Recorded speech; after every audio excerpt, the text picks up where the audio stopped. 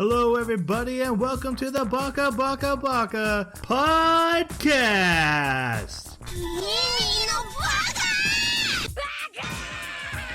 Baka. It's amazing how every time you open your mouth, you prove you're an idiot. Hello, everybody, and welcome to Baka. We are an anime podcast where every 2 weeks we watch an anime, we come on this podcast to discuss it, we turn our discussion over to our comment section so that you can carry on what we have begun more competently, because we earn the title Baka every time, and that is what this podcast is all about. We will be discussing the anime Lycoris Recoil, or as I like to call it, Lycoris Recoil. Better name, but I did learn how to pronounce it. I promised I would. I did. Took a lot. It took the whole 2 weeks. Every episode. Lycoris. To discuss it, I need the help of some co-hosts. First off, we have the chocolate to my parfait. It's Jeremy. How you doing? I'm doing pretty good. Yeah, you can tell me that. I was gonna say, are we doing the anime or the actual? Yeah, we're just doing the anime. So, okay. Yeah, Jeremy, why don't you tell us an anime that fits your taste? Okay. And then we'll go from there. The manga artist and his assistants, or comic artist and his assistants, which happens to be the most popular anime on the Baka, Anime Baka Club website. Second. Is it really? What's the first one? What's the first one? My Dress Up Darling. Really? Yeah. Oh my goodness. Again, we have thirsty listeners apparently. Yeah. There's the only thing in common between those two shows. But I do think it's hilarious that our most out of our wheelhouse anime probably we've ever done is number one. You're welcome. Yep. Yeah. Yes, thank you. That leads us to the second host for tonight. Our usual host, Jason, is currently out and is not able to make it for this recording. So last minute, I reached out to someone who has seen this anime twice now and is also the one who recommended it. It's the apple to my eye, my daughter, Jade. Hello. Hi, Jade. So, Jade, why don't you tell us an anime, or maybe even two, since this is your very first time being on here. You're our second guest ever. Why don't you give us an example of what your tastes are, what kind of anime you like to watch? Currently, I've been watching Bungo Stray Dogs, trying to finish season 3 before the next season, and Chainsaw Man as it comes out. Yep. So very slice of life. You know, we watched Bungo Stray Dogs the first season a long time ago, and now she's always like, "What did you think about this character?" I'm like, "I don't remember." There was a guy who turned into a tiger. There was a guy who liked suicide a lot. I don't remember anything. Yep. But she's the Bungo Stray Dogs expert in our house. Cool. That was a good one. I remember. You wouldn't say that? Who would I be wouldn't say I'm the expert. Who's the expert? I don't know, not me. All right. And my name is Troy. An anime I really enjoyed. You think I'd prepare something and have something ready. Have I already done Sunny Boy? I don't think I've done Sunny Boy yet. Sunny Boy is very special to me. That's one of my favorite of all time since we watched it last year. So definitely, because I like anime to show me something I've never seen before. Mm-hmm. Speaking of that, let's talk about this anime, which had things that I've seen many, many times. We're gonna start off talk about Lycoris Recoil with our non-spoiler review. This was my pick on Jade's recommendation, but we're going to start with Jeremy. What did you think of Lycoris Recoil? So I'll start off with it's not terrible. I think it has a few issues with writing, especially in the beginning, where some of the characters will say things that are very. God, I remember I quoted it in one of our chats, where the guy's like, thank you for doing this thing that I, the police officer, have asked you to do. Like, okay, so you're trying to tell me that you're the police officer and you're trying to still converse. Like, there's just a little bit of clumsiness in some of the dialogue that really got me. But overall, the dialogue's pretty good. But there were definitely a few spots that it got me. But yeah, the characters are entertaining. Some of the jokes land pretty well. I actually was laughing a few times, which doesn't happen a lot with more leaning towards slice of life anime. So it has some interesting political themes and drama in it. And there's definitely something about the way that one of the characters, when something's revealed, it completely has a paradigm shift of how you interpret what you've seen before, and it applies a new lens to it. And that's pretty cool. So I don't know if it would be very much contingent on who I was talking to, but I might recommend this. I might recommend this. All right, Jade, what did you think of it? I really liked it. I knew I would when I kept seeing it on the internet, being like, "You should watch this anime," and I was like, "Yeah, I'm gonna like this. I'm gonna watch it, and it's gonna be the best thing I've ever seen." Was it the trailers? Is that what you saw on the internet that made you think you'd like it? No, it was clips of the scenes, just early episodes, because I was into it like episode 4 when the episode 4 came out, and I was like, "Yeah, I want to watch this." I know Mother's Basement had done a video on it a while ago. I haven't seen it because we try not to watch anything until after we've had our own review. But I know he had watched it, and I had seen clips of some of the action scenes showing up on Twitter myself. And then, yeah, we watched it on your recommendation, so I assumed you liked it. I really did. I watched it 3 times. Oh, not 2, 3. 3 times. 3 times now. Wow. Okay. I will say I actually mistook Chisato, the main character, for Chica from that high school romance slice of life. Yeah, I saw like a clip where they were having her do a handstand, and I was like, "Is that Chica?" All right, for my own thoughts, there's parts I do really like. There were some parts I thought were a little slow. There's some world building that's a bit wonky.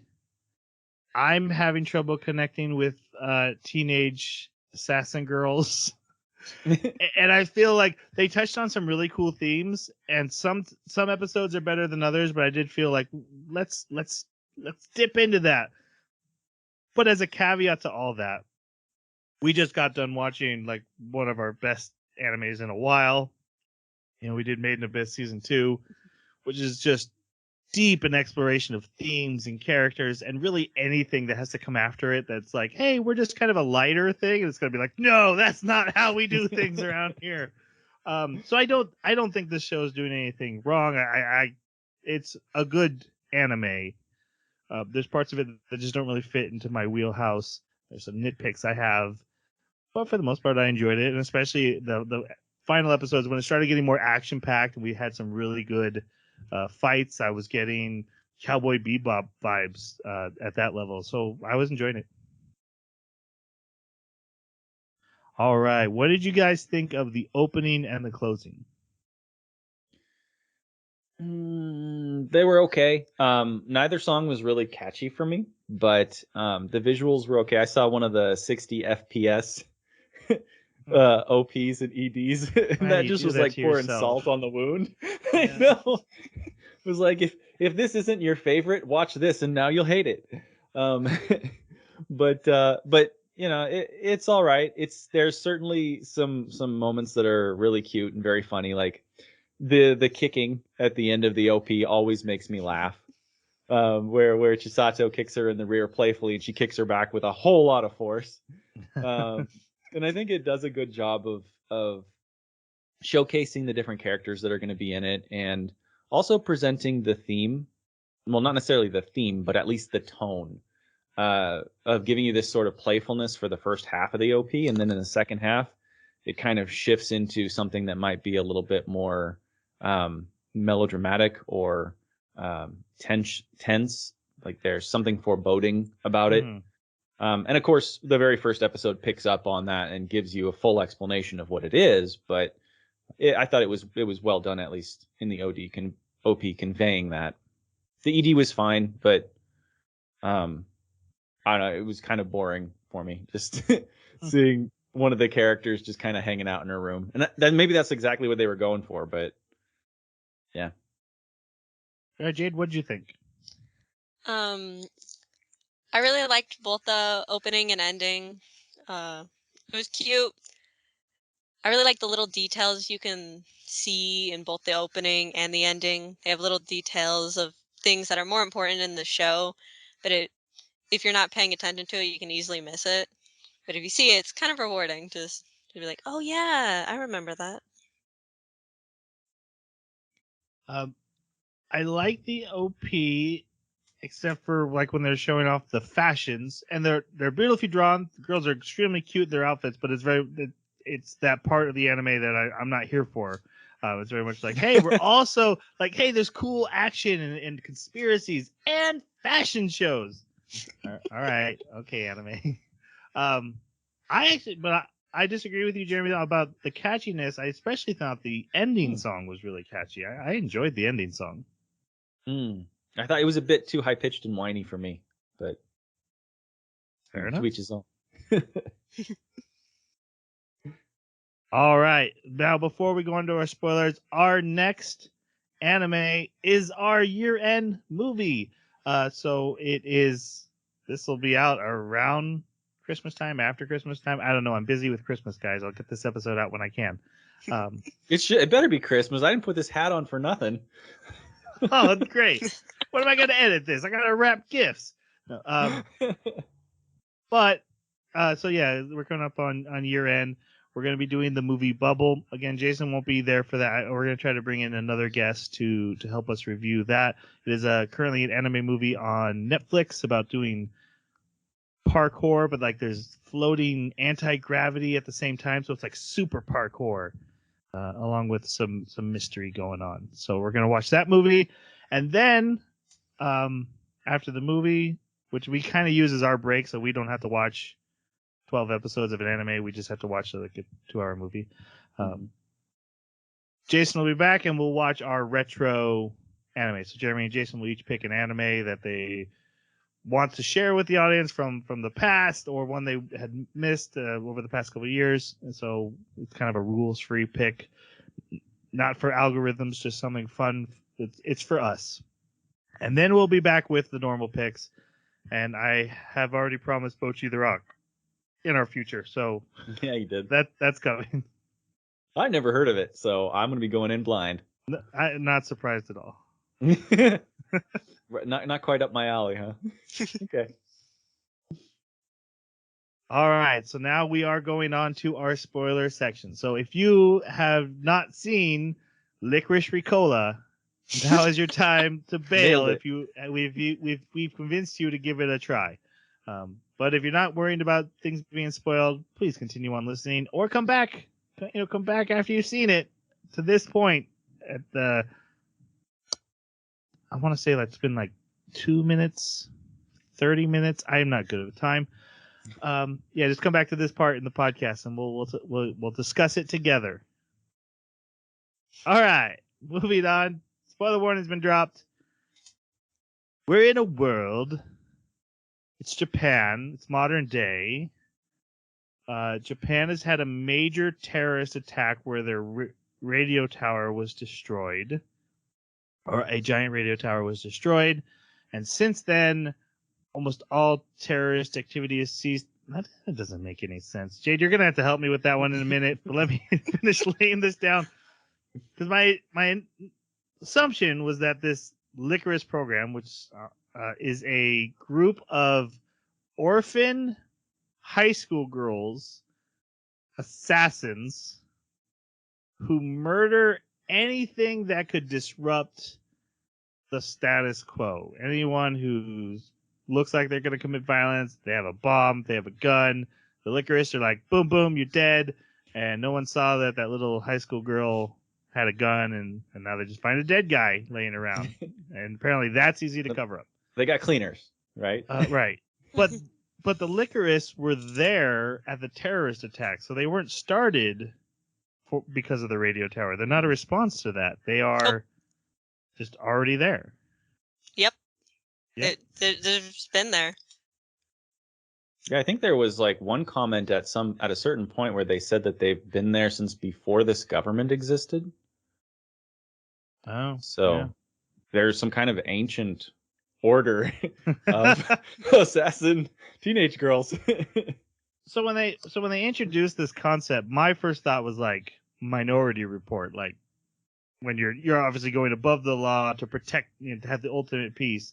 And we kind of deal with that a little bit. One of my major complaints is like, let's talk about that. That's awesome. That's a great concept and theme. Let's dig into that. And did you guys feel like they did very much or not enough? Well, it seems to me like the main villain, his whole goal was essentially to upset what they were doing. So in that way, they kind of dug into the effects of what they were doing on a sort of pulled away, zoomed out scale. Mm-hmm. But I don't think that they really dissected it on a zoomed in scale. I don't think that we saw anything that like discussed the ramifications or how they may have adjusted history or the things that they've done or whether or not it's right or wrong. That the closest we got is him saying this is wrong, Right. and them fighting him for it, and then how things got resolved in the end.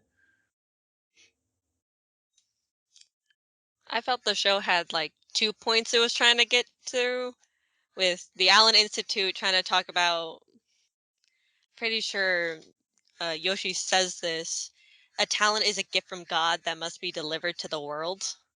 I feel like that's something he says or something close to it. But also doing with Majima, like, is it okay to cover up all of this crime? Even if it's for peace? Yeah, maybe. How... Go ahead. Finish up. Is it okay to lie to people? You are keeping people safe, but you're also lying to them and just not actually letting them know what is happening and what is actually keeping everything together. I was gonna say, I think maybe that might be where my issue really is that we have two antagonists with two different themes at the same time, that are just kind of fighting for space and and air to breathe in this story. I think if we had just drilled into one or the other, that really that's probably my only major complaint about this anime. That's interesting because I kind of saw Yoshi as a sort of just side character. He didn't seem like a primary antagonist to me. I do agree that there's definitely the 2 points were both being discussed, but he just didn't seem as important. Like we didn't even understand the ramifications of his role necessarily and like how vital he was until like halfway through the anime, at which point we learned, oh, a character might die really soon because of this guy's choices. Up until then, it was just like, oh, there's a promise. We don't really know what the promise is. We don't know why it is or isn't being fulfilled. But he's the puppet master behind Majima as well. He is, but sort of in a way that we're never given enough of a sense of what his goal is. Yeah. By that point, only at that halfway point do we start to understand what his goals are, and you know they are very different. Definitely different, like you guys were saying. But yeah, he played second fiddle for me. Okay. So yeah.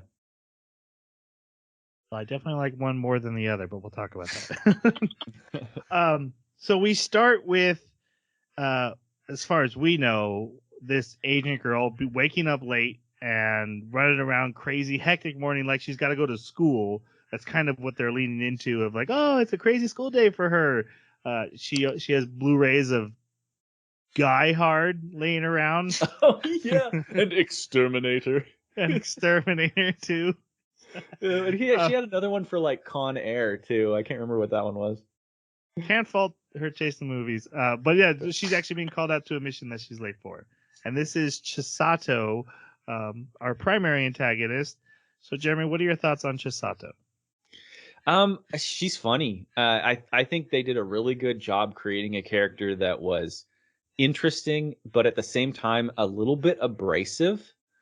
just in the way that she's so exuberant and she's so energetic and she's just always moving and always reacting. She's got that squirrel mentality, right? Where they have the dog that's like, oh, squirrel, squirrel, right? And at first you're kind of wondering like, how does she survive in a modern world? But at the same time, she's really cute, very entertaining, like her personality. And she's very sweet. She's endearing, and she seems like she's entirely, she's got very high ideals, and she tries to live up to them, and tries to encourage others to do that too. So she's a very likable character. But then you find out something about halfway through the anime that completely shifts the possible reason for why she is the way she is, why she behaves this way. You can And I reveal actually, it now. We're in the spoilers. You can talk Okay. about it if you want. We're in the spoilers Sure. section. Okay. So you find out that she has a very short period of time to live, and she's known this for a long time. And you also find out that there's other things that have contributed to this perspective that she has, right? So she's got sort of a hero complex for somebody else who she believes to be a good person that would essentially be a savior. That's the term she's always using. And so she's doing this to copy her mental image of him, even though it's not necessarily accurate. But the idea that she is holding up this sort of facade as a way to beneficially deceive herself so that she doesn't focus on the negatives in her life, because that's pretty bad if you know your doom, right? Even people who are saying, do you want to know when you're going to die? No, I really don't. Well, she does to a degree, at least far more than most people do. And that could be very difficult to live with. And so it seems like she uses this sort of silly, overly exuberant, energetic behavior as a way to compensate and just deal with that for herself, which is kind of cool. I actually really like that they did that. It gives her more depth than she had prior to discovering this. I also thought it was interesting that they gave her red, right? Like, so they have this warring of the red and the blue. It's in the colors in the text. It's also the colors of the uniforms of the two characters, right? You have the hot and the cold, and that fit really well, both in behavior and also in perhaps other ways. But yeah, I don't know. Yeah, she's pretty good. That's a good observation, because I figured out its ranking on the uniforms, but also you're right, the fire and ice, and the difference in the personalities. Jade, what did you think of Chisato? She has to be my second favorite character, other than Takina. She was really funny. Anytime she was on screen, I'm like, she is super cool. Any action scene, like when she dodges bullets and she's weaving between them, especially when it first happened, I'm like, I don't think that's possible. Yeah. I don't think people can do that. She's gonna be on Death Battle. And I hope she can't wins. do that. Probably. Finding out that her special talent that Yoshi decided she has is killing, despite her ideals, just don't kill people. And you see that at the beginning, and how it upsets Takina. Just, I don't kill. And her special bullets that shoot red dust? I don't know what it is. It seems like they might be like rubber bullets that when they hit, they disintegrate. But I think it's funny because it makes them look like bursts of blood. Yeah, like huge plumes of blood, but it's not. Yeah.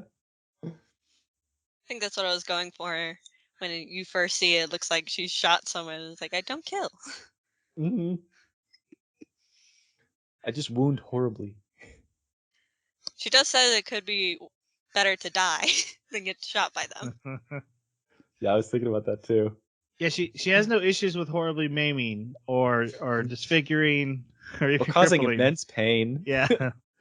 But actually, that's one of the more interesting things about her is that because she's dying and she has a limited amount of time, she not only was she inspired by being saved, so she wants to save people, but she doesn't kill because she doesn't want to remove time from other people. And I think that's again a reflection that she has limited. So that makes her way more empathetic to the people that she's battling, good or bad. She's just got this don't erase time. It's precious, which is a little different from other protagonists that are. I'm the most awesome fighter in the world, but I don't kill, so I purposely handicap myself. Has been done before, but at least she's not like a carbon copy of Rurouni Kenshin or Bash the Stampede or all the dozens and dozens of characters in anime that have done this before. She is kind of a unique burst of sunshine on every scene. Sometimes a little too much for my personal taste, but I was rooting for her the whole time, so it worked. It was effective at least. All right, so she goes off to her mission, but she doesn't get there in time. And this mission is a gun trade that has gone wrong because the Lycoris have already gotten involved, but the terrorists have taken a Lycoris hostage. And while this is happening, there is a communication breakdown with the headquarters of the Lycoris, which is called DA. And they have this supercomputer that they use to help them, monitor all these things happening in the city and they're in the field. But it shuts down because of a hacker called Walnut.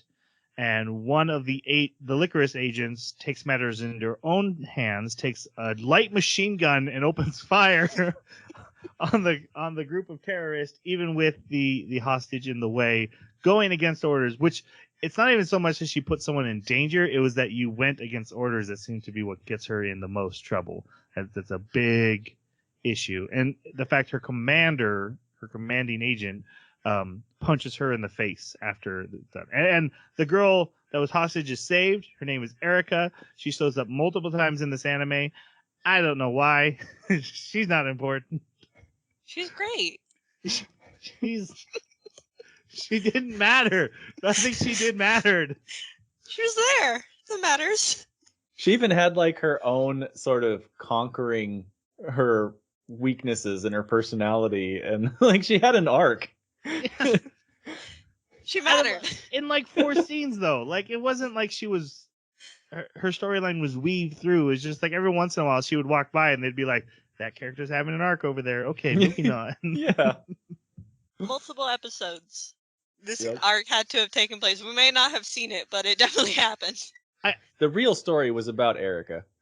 I guess her purpose is that she's proof that Takina didn't really do anything wrong, right? No. Okay. What do you think is her purpose? Well, Fuki, the one who punches Takina in the face, is mad because Erika's life was put in danger. And Erika, when she talks to Takina again, is like, yeah, that was my bad, really. It was fine that you nearly killed me with a light machine gun. That was my bad. I got in the way. Yeah, but she's wrong. No one corrects her. It's like I got taken hostage. You had every right to blast at me with a light machine gun. Yeah. Well, I don't know. You kind of have to go back to what Takina said. Is like, well, she's alive, isn't she? Right. I mean, Takina's super overconfident, but is she really overconfident? Because she doesn't fail. Like she's got very good accuracy.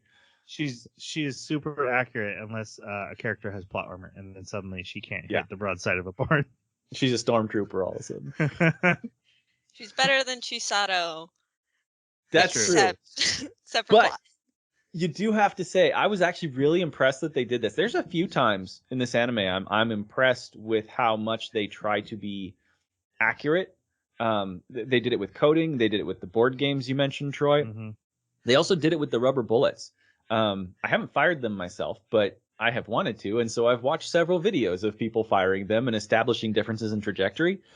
Rubber bullets are really hard to aim. Apparently, they have a strong tendency to go off path, much more than regular bullets. So I thought that was really cool that they actually kept that in there, that Chisato's accuracy may not necessarily have been entirely just because she wasn't as accurate as Takina. Maybe she wasn't. But the rubber bullets, even Takina, when she was using them, she's like, how do you aim these? These are horrible. That was pretty cool. I also really enjoyed the way they animate the close quarter combat for Chisato. The way she pulls the gun in close. She even catches another character sticking, in a very normal, I have my gun out, ready to fire pose, and she grabs her and disarms her, and she's like, you got to keep the gun close, or you get disarmed or thrown off balance. And I was like, ooh, that's true. I knew that. That's a cool detail to add. And you almost never see that. Almost everyone is like swinging around, doing flying kicks and punches while doing close quarter gun combat. You make sure to hold the gun close during your close quarters gun combat. So said I do that. When I play Metal Gear Solid and I use close quarter combat. Okay. CQC is a major part of Metal Gear Solid. So yeah, that's where I know it from, but I still knew it. That's the eye. Okay. Nothing about how it doesn't matter. You'll hit your target anyway if you're in close quarters combat. Right. That's true. Yep. All right, let's talk about Takina and quit making fun of me. Jeremy, what did you think of Takina? I thought Takina was great. She is probably the closest thing to like the AI character in this anime, right? So she's right up my alley. I enjoy characters that are just very to the point, and she's the blue, she's the cold, she's analytical. But it was cool to see how she warmed up over the entirety of the season as well.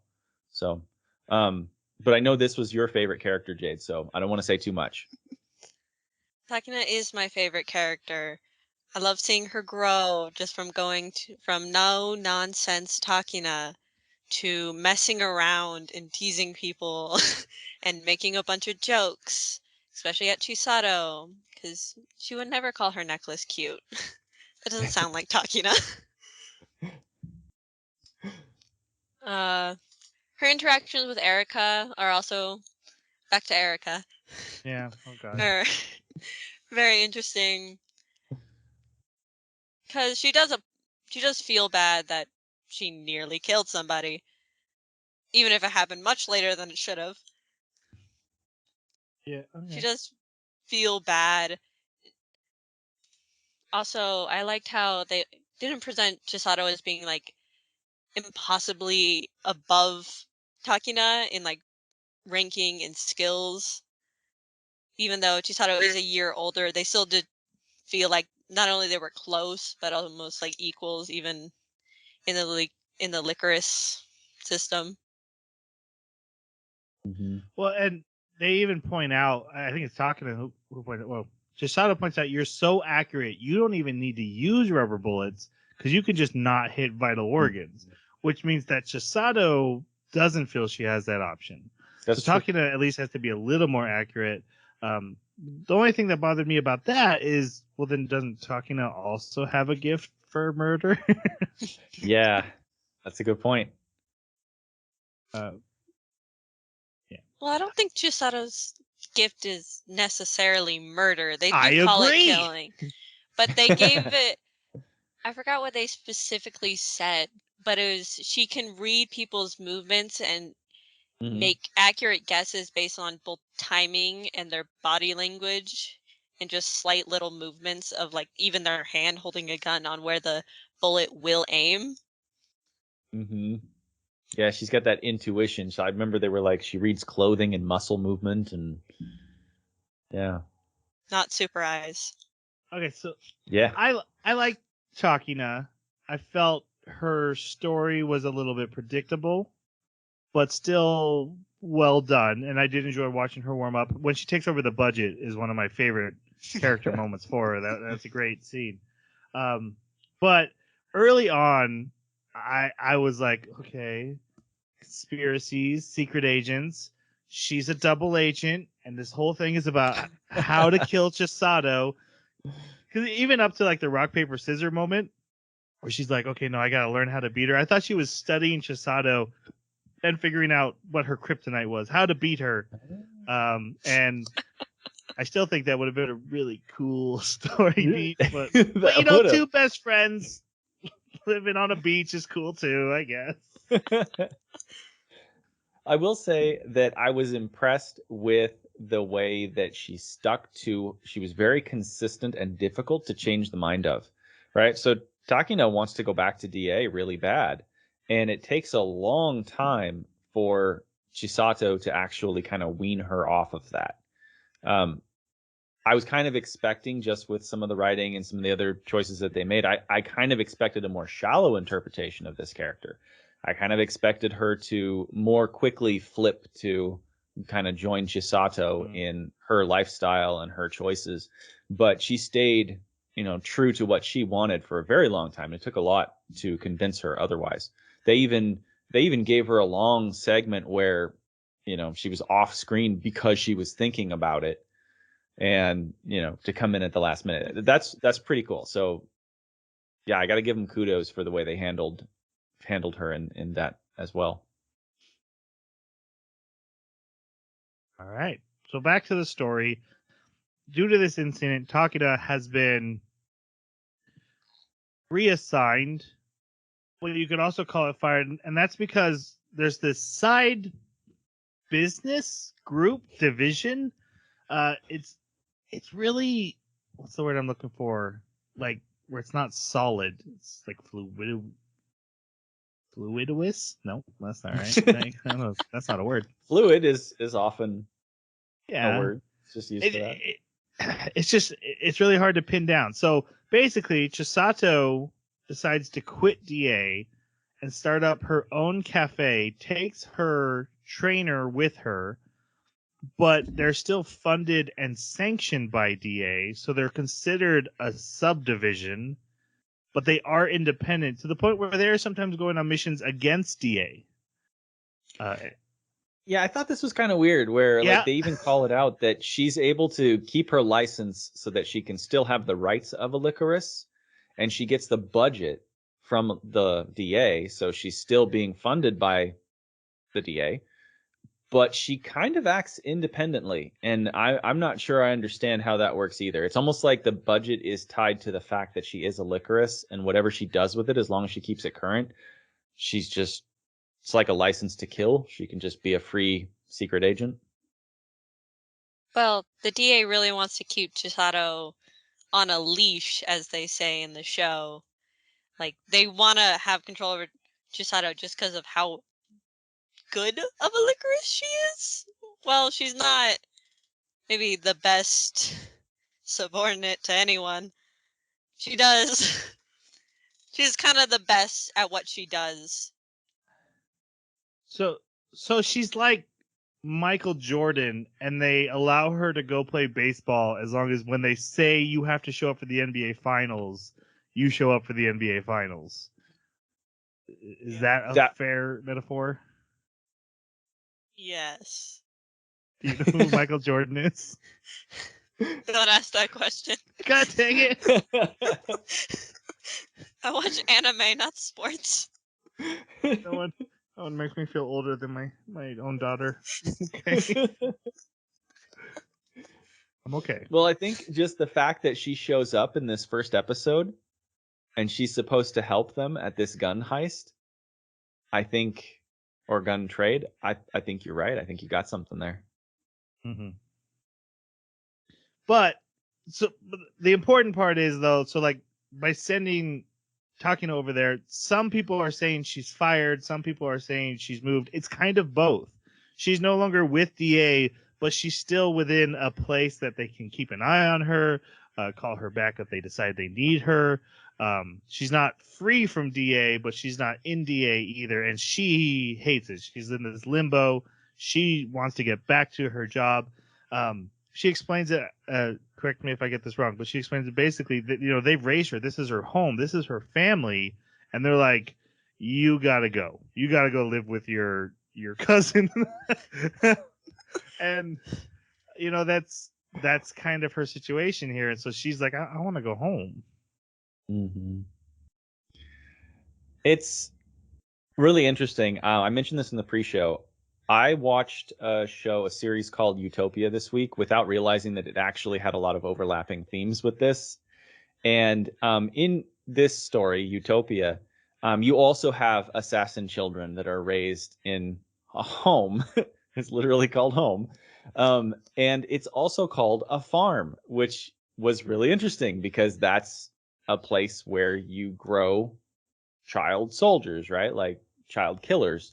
Um, and so that's kind of what I see the whole DA Lycoris thing as is it kind of seems like it's this sort of farm where they're growing these agents and they're using them and they're keeping them secret from society in general.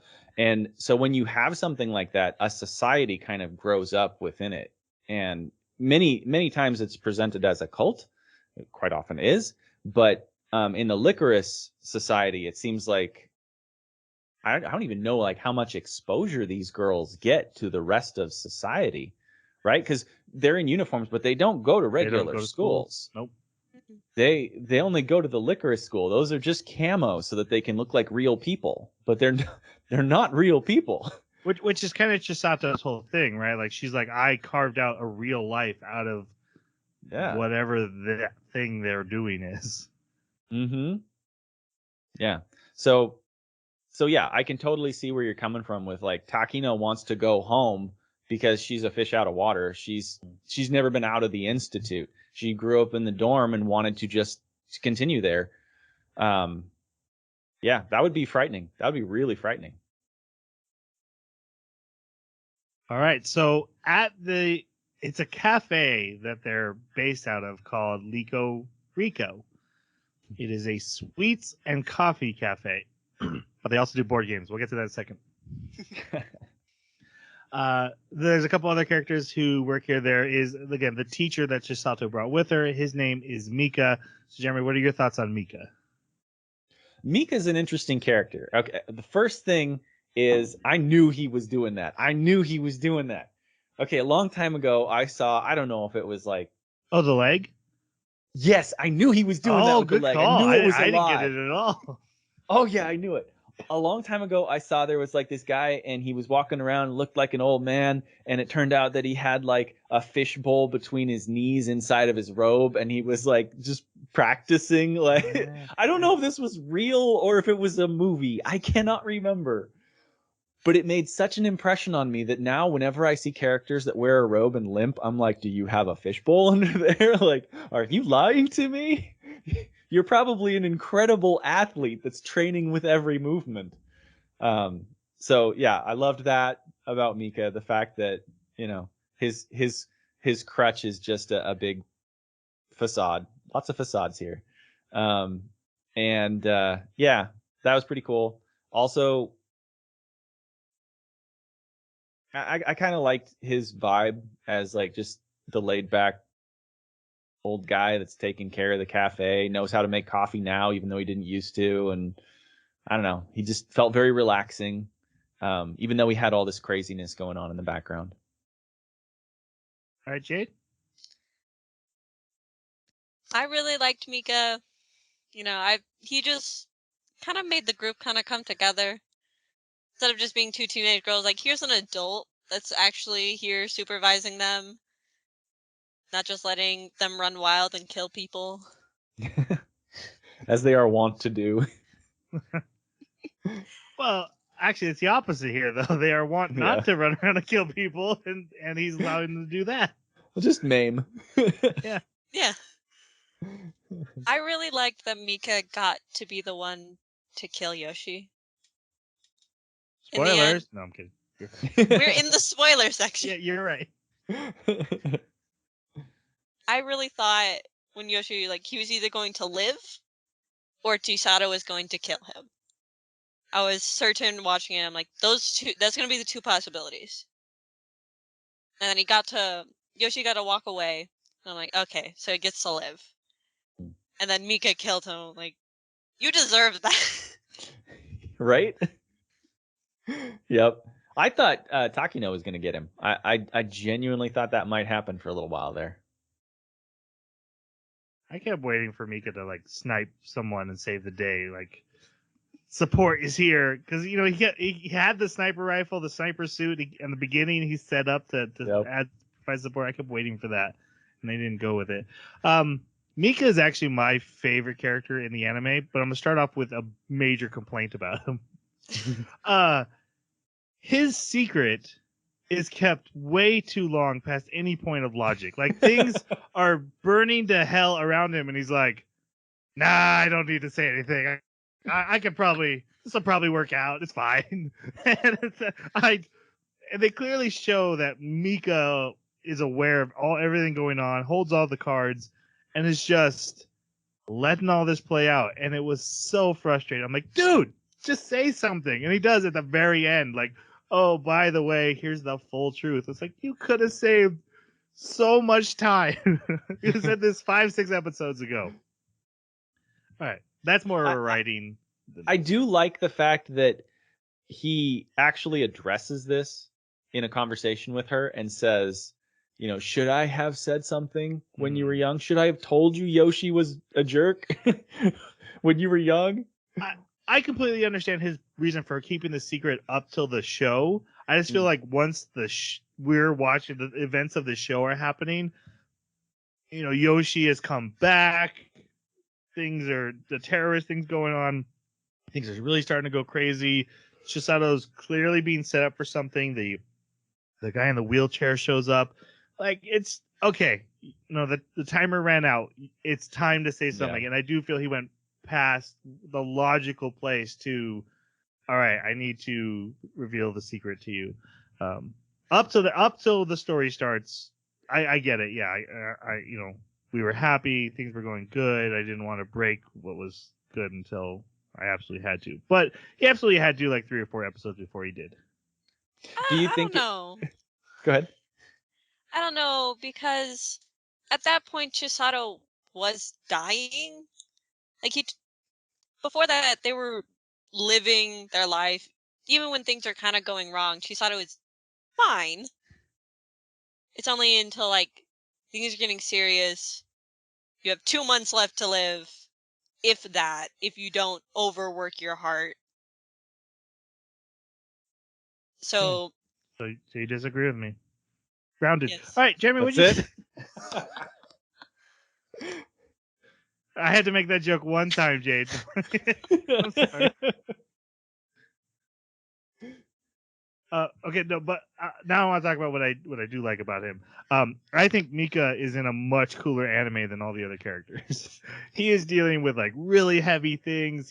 He's killing the love of his life. He's trying to raise a daughter who he knows he's doomed, but he also knows he betrayed her in the beginning. Like, it was selfish what he did, and then he went through the man on fire story of I became this girl's father, and now, oh God, I shouldn't have ever got her here. I'm horrible for what I am.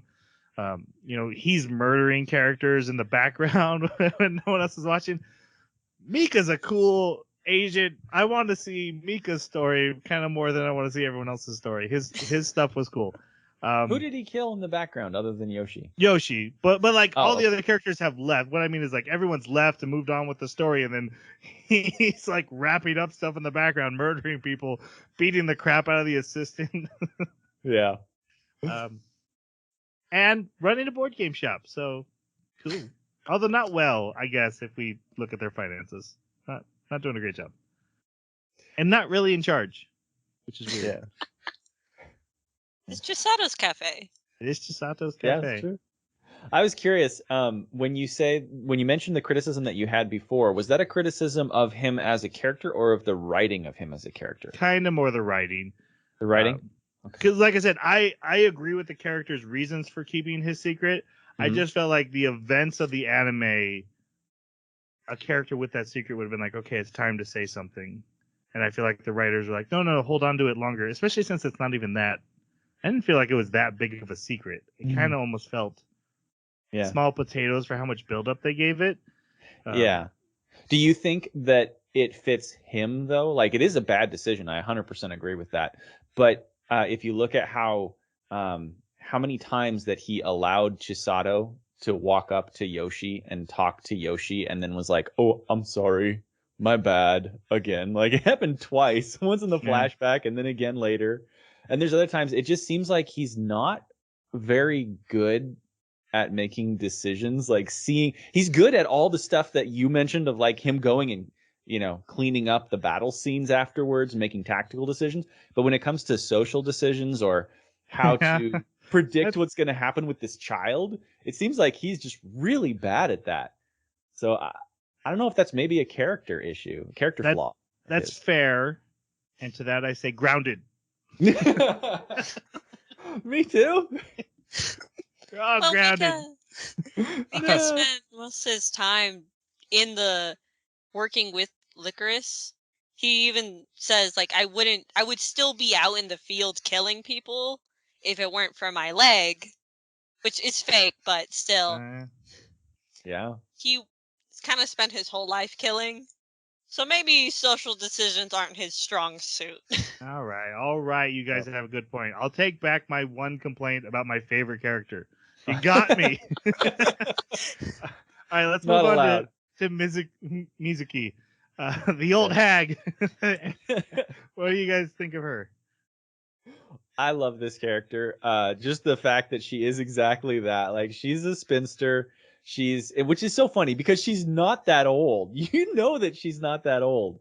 So she's not technically a spinster, but they treat her like one and she kind of plays the part and acts it.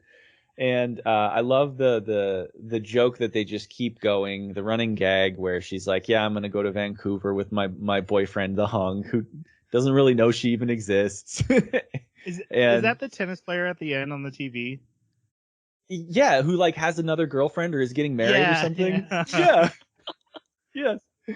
And so like she's really funny with that. I also love how she's just so relaxed and it's probably the alcohol. But every now and then she kind of comes out of her stupor and just does something really silly. She's important in a lot of the gags and jokes. So yeah, every time that she was on screen, it was a welcoming sight. She was funny. Jade? I feel like Mizuki was one of the characters I felt like they could have add more to the show. She is the informant for Lycoris, and she also used to work at DA. Like, I believe they said in the beginning she worked in DA and then moved to Lycoris because she wasn't happy there. I feel like they could have added something to that. She's very funny and adds to a lot of the comedy slice of life portions of the show. But I feel like they could have done a little more with like her background. I just like how grumpy she is at work. Yeah. Throwing knives and complaining about everybody. For just a pencil pusher, man, she's good at throwing knives. Holy cow. You're right. That's what they said, Jade. I was actually going to ask you. I thought she was like a Lycoris agent grown up. I didn't remember any, like, if they said that. I don't believe they did. I think she worked in the whole computer room that you see in the DA or somewhere else, but she never was a Lycoris as far as I know of. Right. She just kind of worked with information, wasn't happy at DA, so she moved to Lycoris, and she's happier there. Mm-hmm. No matter how much she complains. I guess then I have the question: what happens to agents when they hit adulthood? That I'm not sure of. Yeah, that's a bit of a maybe a future plot. It was interesting that Mika said, as long as her heart gets her to 18, I don't care what happens after that. Mm-hmm. He does. Because Lycoris don't make it. Once they're past 18, they're no longer Lycoris. I don't know what happens to them, but they're not considered.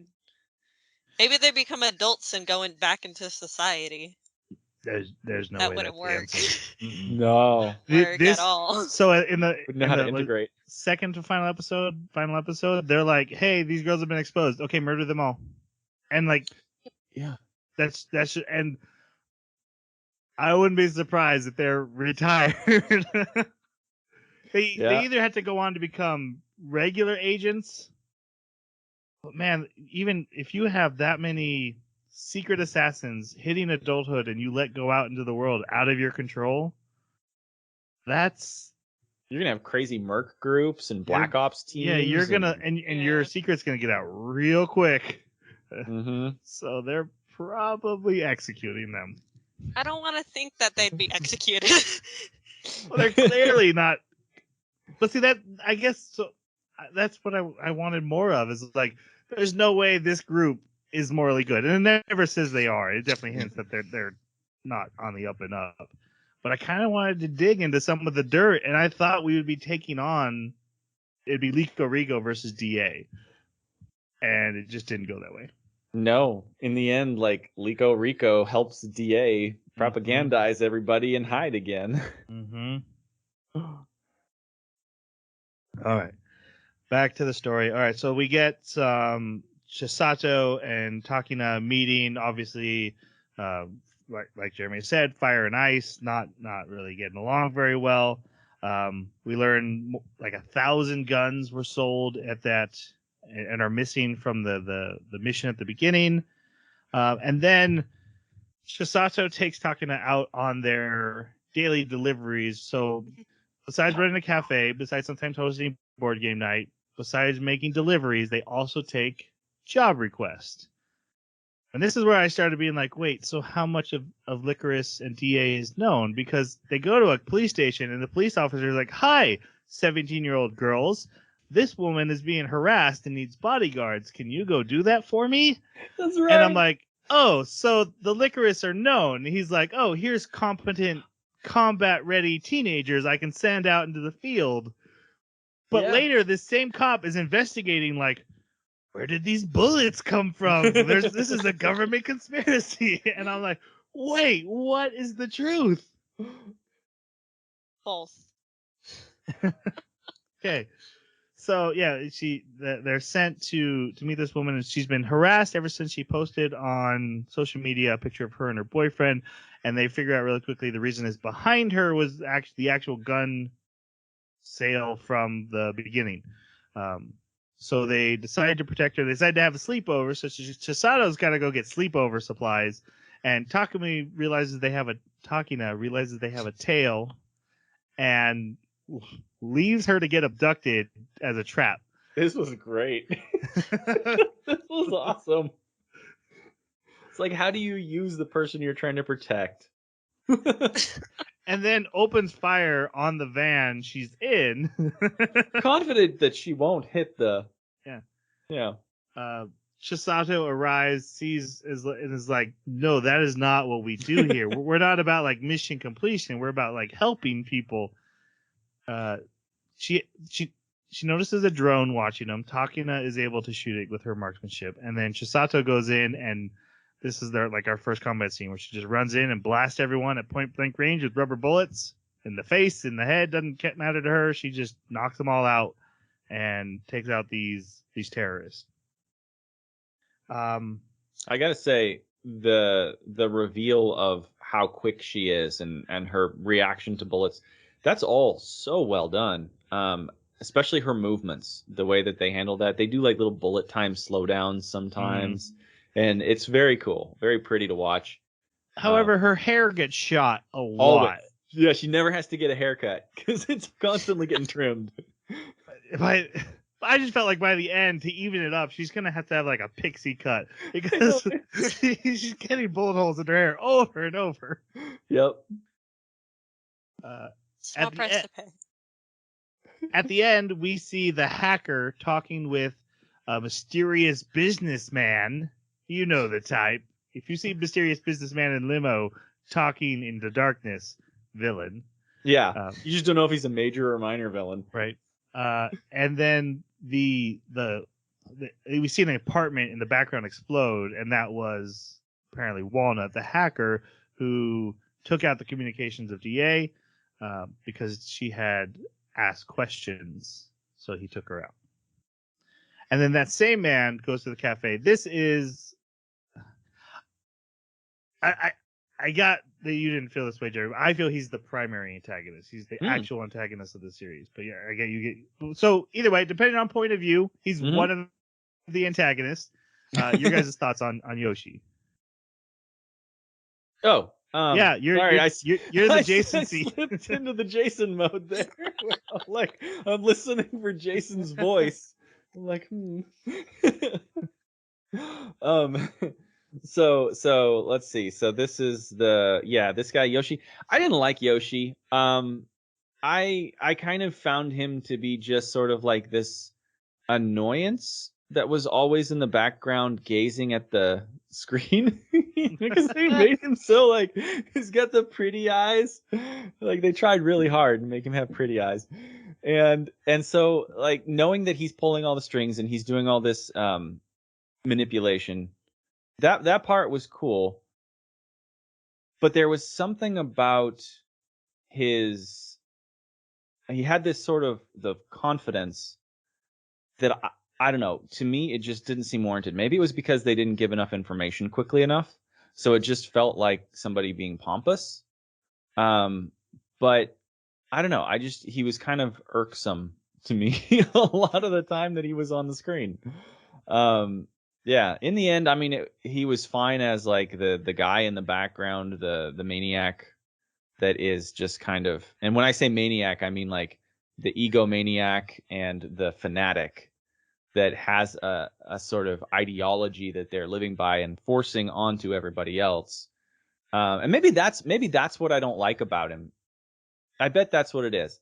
I bet that I disagree so vehemently with him that I can't stand the character. If that's the case, then maybe that's a pretty well written villain because you're supposed to disagree with them. I don't know, but Yeah, I don't know. I don't know about that. yeah, I know sometimes they need to be a little bit more like sympathetic. Yeah, I don't know. He's interesting, but in the end, I don't know. I don't like him. All right, Jade, what'd you That's think? fair.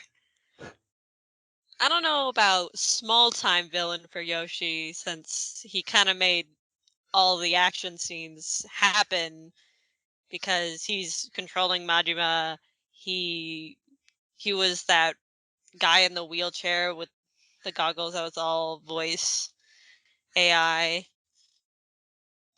Just most things that happen that Chisato has to fight end up being because of him.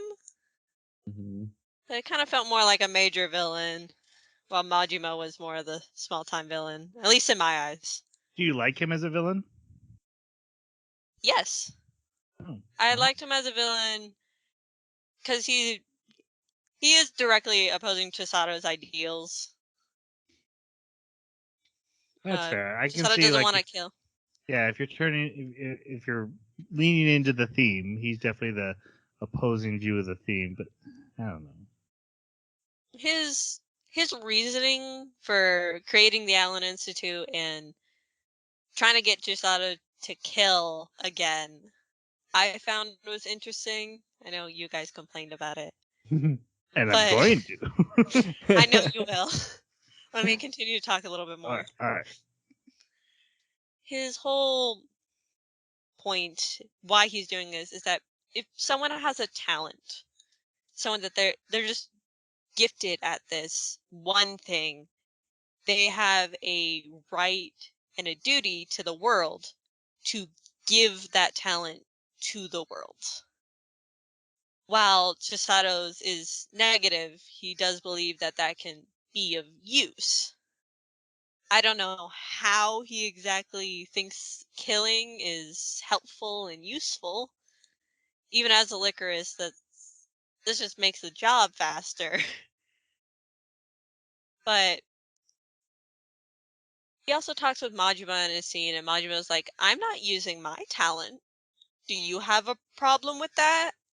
And Yoshi goes, "No, I like what you're doing. Keep doing it. He says you've done You're helping." great. Yeah, Well, Yoshi seems to less be focused on any other Alan that's true. child except for Chisato, who he has a weird obsession with. Mm-hmm. I mean, even when like Chisato was younger, Yoshi is seen watching that clip of her kill, well, fake kill was paintball gun, but her training in DA, and he seems very fascinated by her killing talent. I feel like he almost doesn't realize he just wants to see that killing talent in the world rather than just like help people. Yeah. He's also brought up at the end when he's with Chisato, and Chisato's like, I want to help the world. He says something like, what's the difference between Chisato and the world? He mentions that at the end, and I think that's a really interesting point, because like, if you're trying to bring her killing talent to the world, who is this world now? But I don't like him. I know you don't. His ideology is just too bonkers. I like his role in the story. But like you pointed out, Majina's talent is like, I have super hearing. We'll get to him. he's Echolocation. Daredevil. Yeah, he's Daredevil. And so Yoshi's reaction to that is like, okay, I'm gonna fund your terrorism. Yep. That's not the A to B on your ideology. He's not like listening for heart defects in people. That'd be a really good use of his talents that you could force him to do. I think I figured out what he's doing. I think I figured it out. He's stirring the pot. And all these people that are geniuses are bigger stir spoons. That's all it is. Right, like he's trying to advance Chaos. human evolution kind of thing, right? Like, Yeah. yeah. So like if all they're going to do is listen for heartbeats or do something good or innocuous, they're not going to have the ripple effect of the utmost use of their talent as he sees. So he's like, ultra chaos go. Right? Like if you have Daredevil level hearing and you already came from a sort of anti-political movement, or in this case terrorist, but anything that's going to be operating against Lycoris or against the government, then keep doing what you were doing because it will have a massive ripple, but now we're going to magnify your talent. I think that's what he's doing. I agree. I still hate it.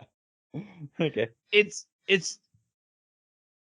I mean, they even say he's insane, and so it's hard to say like, well, this isn't logical. No, it's not. He's a crazy man with a ton of money who decided funding terrorism is the way I can help the world. That's who this character is.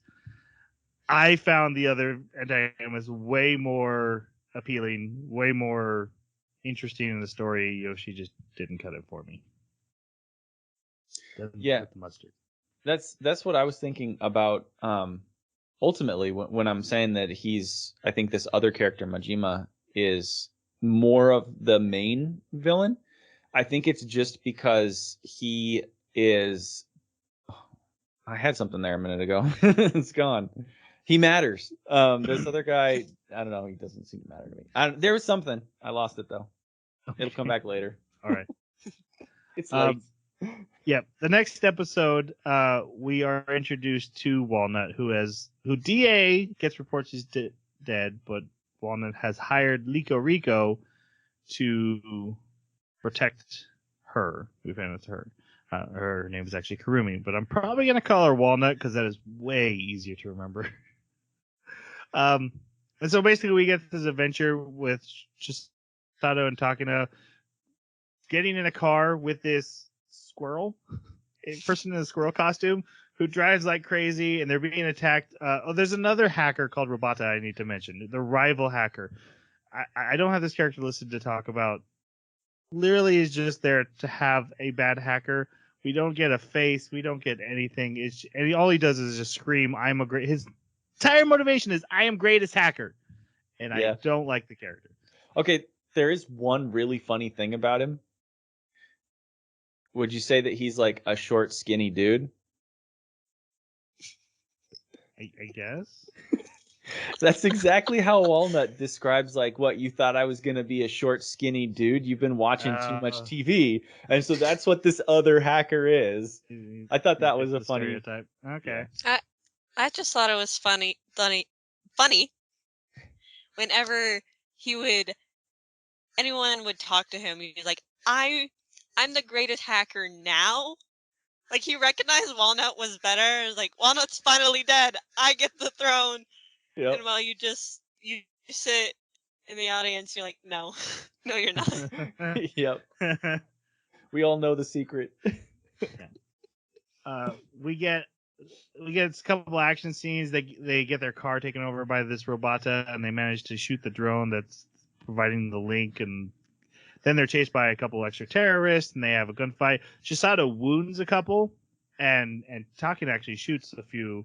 And Chisato starts applying bandages. She's like, "You guys go. I'm applying bandages." It was duct tape. Yeah, It, well, it wasn't bandages. It was you're duct tape. right. Field bandages. We'll call them that. But then Walnut gets blasted because it ends up being a trap. And so then they're all riding out in the ambulance. And then Walnut sits up. And it's actually Mizuki in a Walnut's costume. And the suitcase that had to be taken very good care of, that's actually where Walnut is because it's a little girl. Is she young? Right? I don't know. I don't. Because I she was think good. She was she's going to leave not the too country much by younger. herself. Yeah, well, she also hacked into first class. I don't think they have right information on her anyways.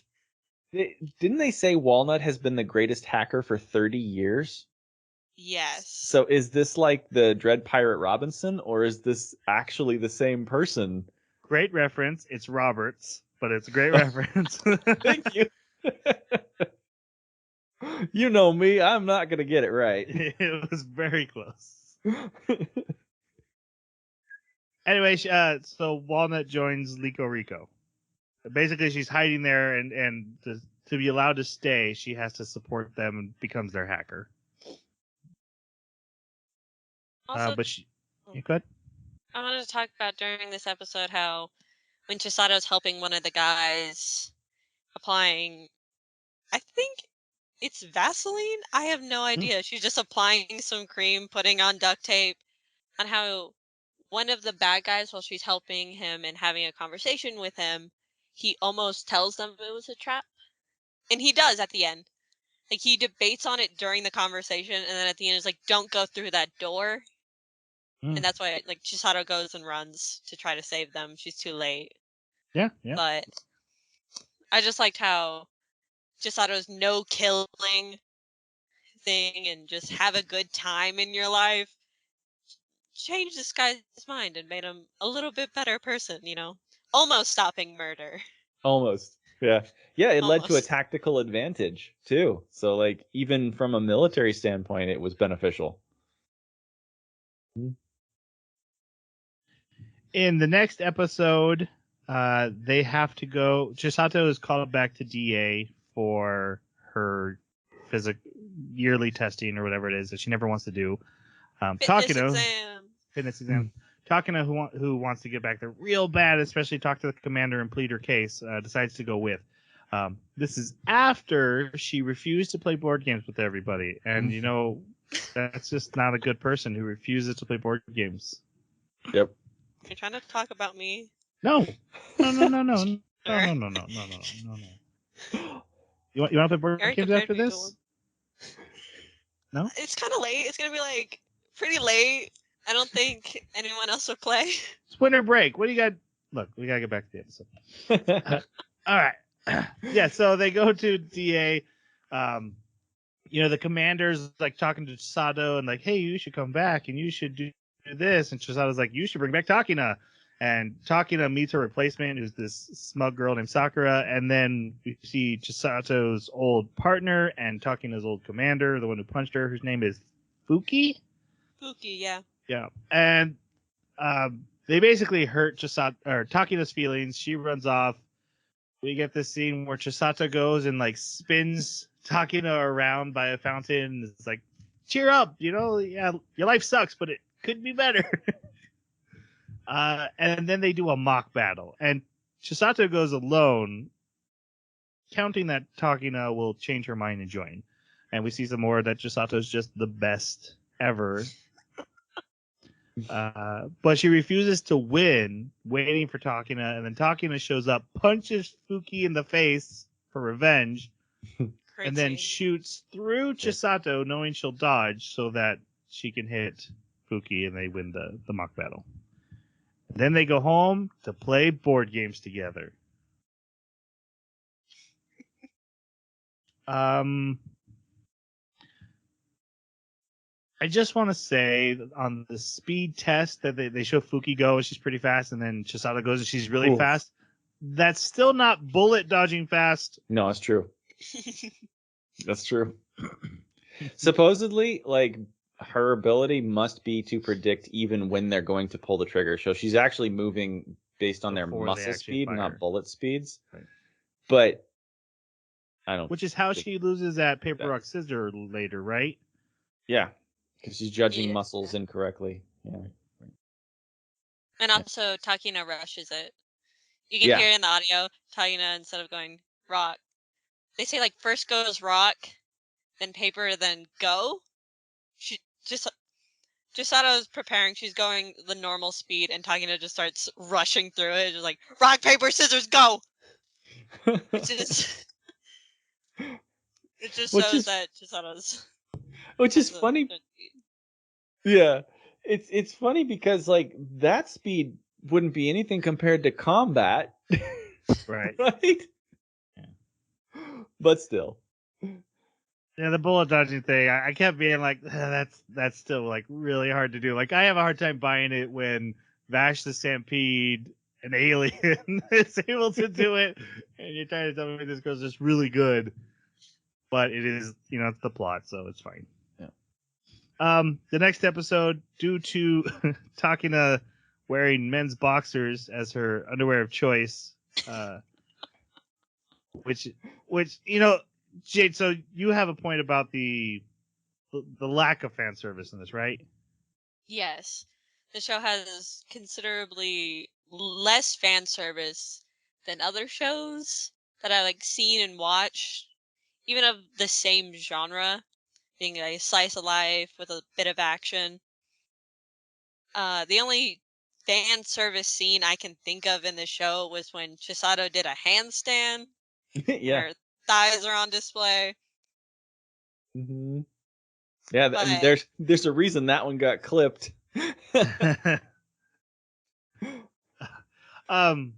Yeah, so the reason I brought that up is because this is the moment they would go for that joke, right? She does the backflip and they see her underwear and oh, we gotta talk about underwear, and I was like, oh man, here we go, just the typical. Yeah. And she's wearing men's boxers, and I found that very funny. And it's because she had asked Mika, what do you wear for underwear while you work here? And he's like, well, I wear men's boxers, so she thought that's what everyone must wear. So they go. This is an episode where they go clothes shopping. They eat out. They go to an aquarium. Chisato likes to dance like an eel. She gets Takina to pretend she's a fish. It's a cute scene. They talk about why Chisato doesn't kill people a little bit, and she also reveals that she has this necklace from the Allen Institute. It's been mentioned a little bit, but up to this point, you just know that anyone with a special talent is chosen by the Allen Institute. They get the owl, but they have a duty, a promise they have to keep due to their being chosen, but they also got a wish granted for them. So this is really interesting because at one point she even gets called an Alan Lycoris, right? Like, you're a really interesting one, you Alan Lycoris, because she's in 2 farms now. Right. she's like in 2 secret societies. Right. Which again, kind of. My problem with the show is there's 2 themes, there's 2 villains, they went for double, which is odd. It's very unusual. And there's the 3rd one with the Lilybell boys. Yeah, we'll get to Lilybells. I have a rant about Lilybell. After shopping, we see Mika and Yoshi talking. So she's looking for the guy who gave her the necklace. That's her quest in life, and then we find out right away it's Yoshi, because he's the one who runs the Allen Institute, and he gave her her heart. We don't learn that part there, but. And then the terrorists go to do an attack on a subway train, and the Lycoris are on the train, and they all get killed except for Majina, who sets off a bomb. And then this is going to be covered up as a train derailment instead. Yeah. Oh, and one of my favorite scenes is Chisato trying on men's boxers and just the look on her face of like, oh, these are great. That's a good scene. In the next episode, we have... Oh, we do need to talk about Majina. So that is actually when we meet Majina, the other antagonist. So, Jeremy, what did you think about Majina? I really liked this guy. He was very interesting. This was the sympathetic villain because I would say ideologically, he's far closer to the truth and far closer to being right than any of the other groups that are making an argument, bringing an argument to the table. It's his methods that are wrong, but his point he's trying to make is actually the morally good. Exactly. Right. Yeah. And I think, yeah, I kind of remember what I was going to say before, I think, which is this guy is against the organization, right? So you have a villain who's acting in the front, causing all the havoc, running amok, and his goal is to go against this Lycoris organization. Basically, put everything out into the light, let everybody know what's really going on, ditch the propaganda machine. Let's be honest about reality here and not hide behind these assassins or let them control us. And then the other guy, Yoshi, is, like you were saying, Jade, he is focused specifically on Chisato, even to the point where he's trying to subtly maneuver Majima to encounter Chisato to bring out her killer side. Like his entire focus is on her. So it's like he is her villain, but not the villain of the overall like fighting with the DA. He doesn't care as much about the DA. He cares more about like making these individuals cause as much havoc, use their abilities to the utmost. And then this guy, I love this guy because he is like in the forefront. He's got very clear stated motives as far as fighting the DA. And his methods are weird, especially like okay, every time a regular citizen opens a baggie and finds a gun, the reaction to it is amazing. I just started cracking up because it's like they're on LSD or something, right? Like it's like they're hallucinating. They're having some kind of like weird trip because they're holding the gun. Everything goes to one color and like there's nobody else. Everybody else is pale and they're just shaking. And it's like, just because you find a gun in a bag doesn't mean you're going to like grab it and be like, oh no, this gun is motivating me. It's going to go off everywhere. There's people that like fall over into bloody pools just because they found a gun. Like, no, they were shot. The guy with the park bench got shot by a cop. Sure, but I remember that there was one scene where somebody like found a gun and there was a whole bunch of like, maybe I'm misremembering, but I really thought there was a scene where a person found a gun, pulled it out of the bag, and yeah, I think it was in the collage when he was making his big announcement and people were finding them all. So maybe there was just people started shooting each other or something. The only two I remember, there's the guy on the bench and the cop shoots him. And then the second one is after the Lycoris agents are revealed, he sees one and he starts to pull a gun out and they shoot each other. So like, why did the guy pull the gun out of the bag and then he and the cop, like the cop shoots him, but this other cop at the police station sees several men walking up with automatic weapons and says, wow, those are realistic toys. I don't get that. I would also like to point out that Chisato openly fires her gun on a civilian car that she doesn't like the way they're driving later in the show. Just in the middle of broad day, like bam, bam, bam, and it's rubber bullets. But you know they don't know that. The cops don't know that. Right? Yeah. I don't know. It just seems like there's some inconsistencies in that sort of behavior of like when to shoot and when to not shoot and who to go after. That was a little bit frustrating. But back to Majima. I know I went off on a tangent there. Yeah, I like the guy's style. I like his behavior. I like he brings this sort of like moody angsty energy to his scenes, and they're really entertaining because of it. Yeah, I like him. Majima, in my opinion, he's a very good villain. I did like him. I like him as much as Yoshi as a villain. Maybe even a little more so. I can't say his ideology, like why he's doing terrorism. Well, terrorism is bad. The reason why he's doing it doesn't necessarily seem wrong. He's just trying to show everyone that they're living in a false reality, in this bubble of security that doesn't actually exist. And he wants, as he says, balance in the world. Yeah, it was interesting that he calls out like, I just take the underdog side. It's not even like I'm on the good and bad. It's just whoever's losing, I'm gonna go to that side. And so since the governments are stronger than the public, I'm gonna do this terrorist thing. I did find that odd. It was like, yeah, it doesn't matter to me.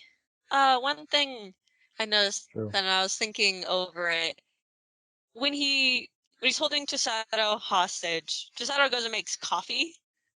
He's like, no, I don't like coffee. That's too bitter. And then later, when him and Chisato are sitting down drinking pops, Chisato has this drink. She's like, oh my god, this is so good. And Majima has a taste of it and he's like, this is too sweet.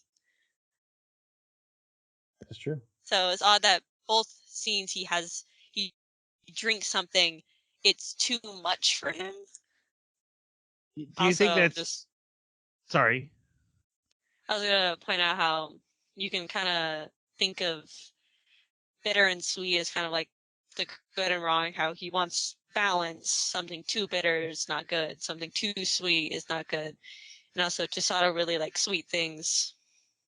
You can kind of see it maybe a bit of a symbolism there. Right. Well, and That's something also there.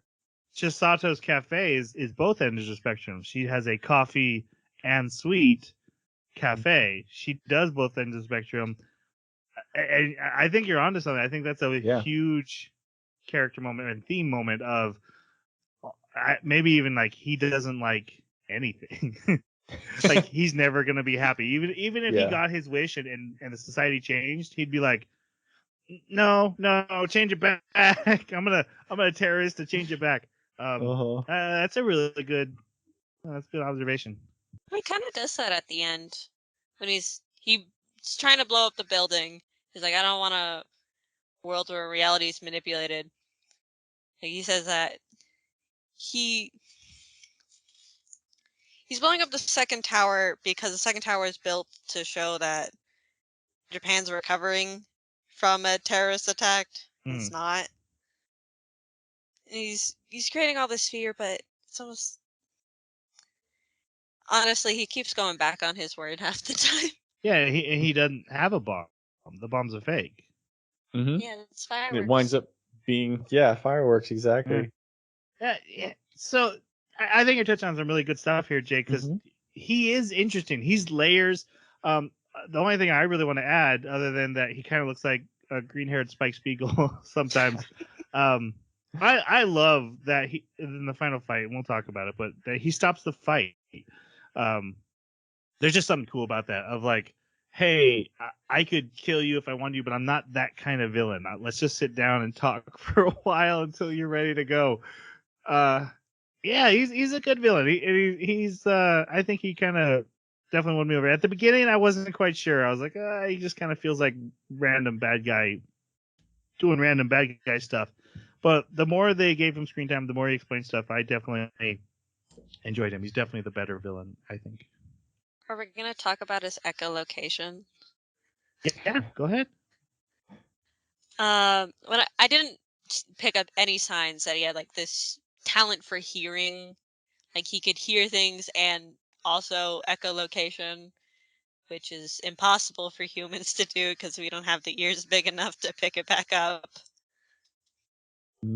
But there's some interesting videos of like some blind people riding bikes that do that, but it's very like I wouldn't call it necessarily echolocation what they do, but it's heading toward that. So I don't know. Yeah, and with Shisato, we're verge of superpowers with their Yeah, that's ability to true. dodge. So, yeah. I I guess did it's like. okay. The fact he dodged the cans that weren't moving bothered me, but that's fine. But he went Oh, did he? Yeah. not that time, but he did at the beginning of it. Yeah, it was still echoing in the tower.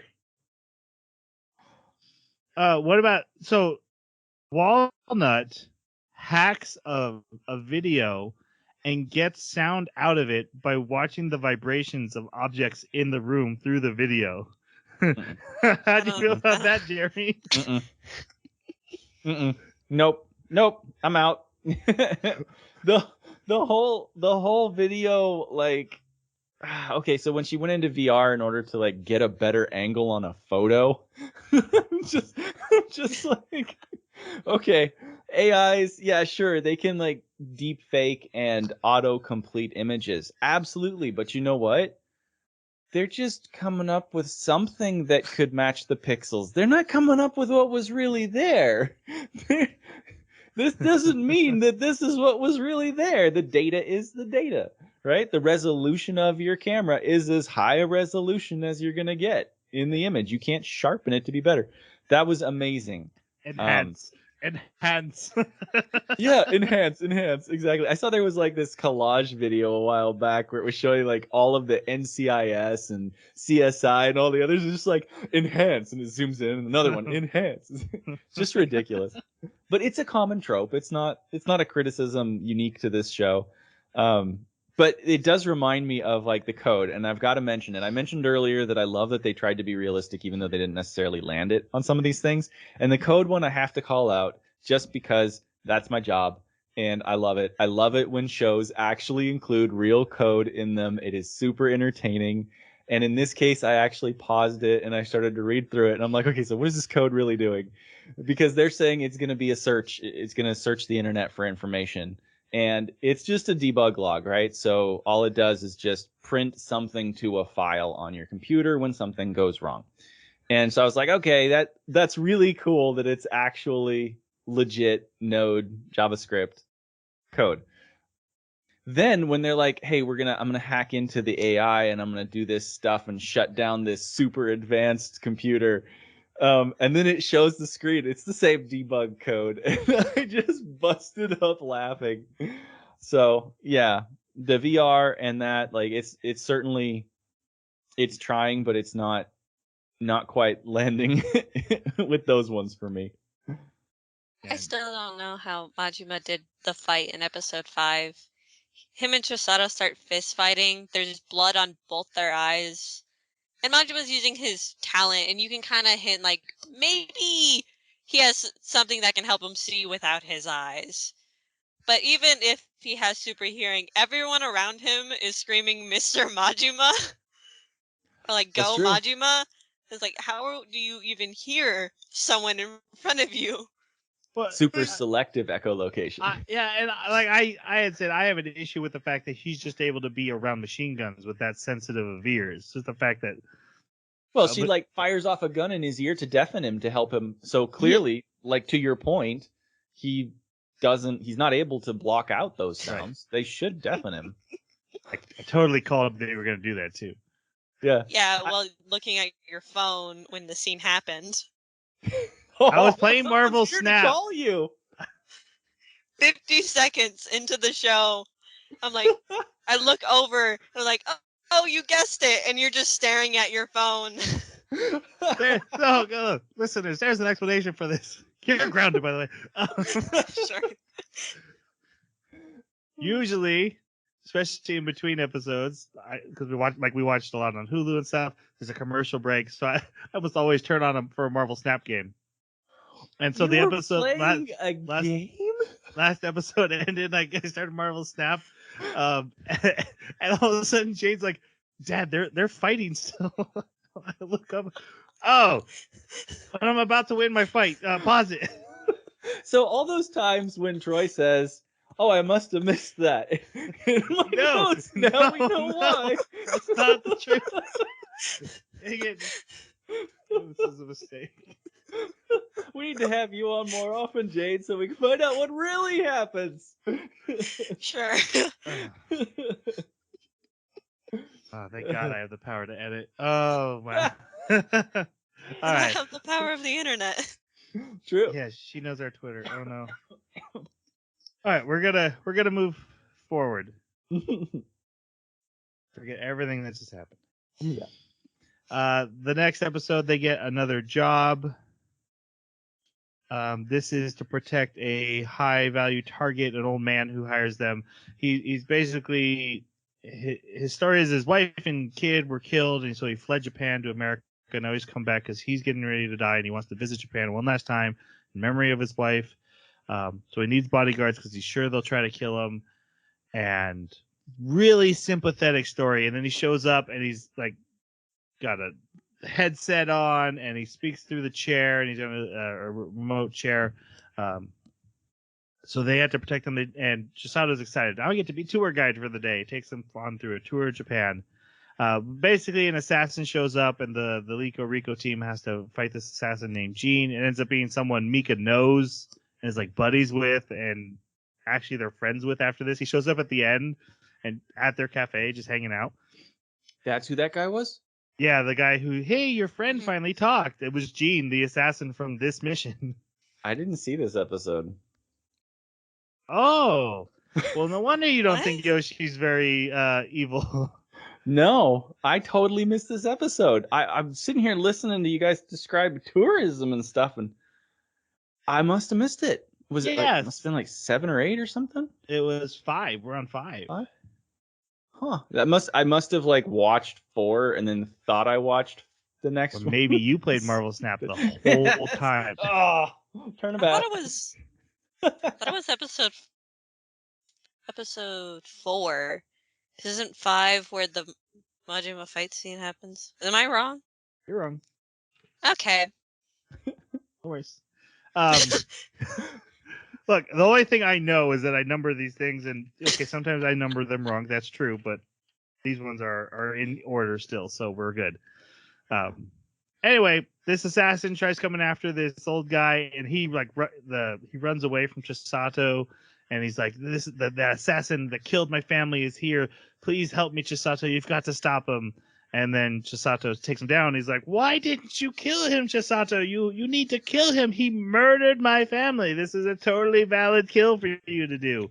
And she's like, "Well, I don't kill people." And then the chair just turns off, and they find out the guy in the wheelchair is a brain dead guy from a drug addict that was pulled out of a hospital. Drug And addict someone's with been- a week to live. Yeah, and someone's been remote controlling the chair the whole time, and it's Yoshi. And this was all just an elaborate plan. He hired the assassin, got the chair just to get Chisato to kill. This was his first attempt. Oh. But they don't say that in this episode. Actually, it was Jade who told me. I had to ask her. I was like, "That was Yoshi, right?" Because you said they mentioned it in a conversation later that you were that guy. Yeah, they said his name, the name that the guy in the wheelchair was given, but I couldn't remember it. That's why you mentioned the guy in the wheelchair and the voice coming out of the chair. I was like, I don't know what those things are. Okay.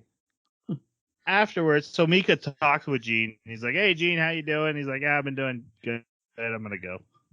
So Gene leaves, and then a Lycoris is run over by a car and then murdered by the terrorists.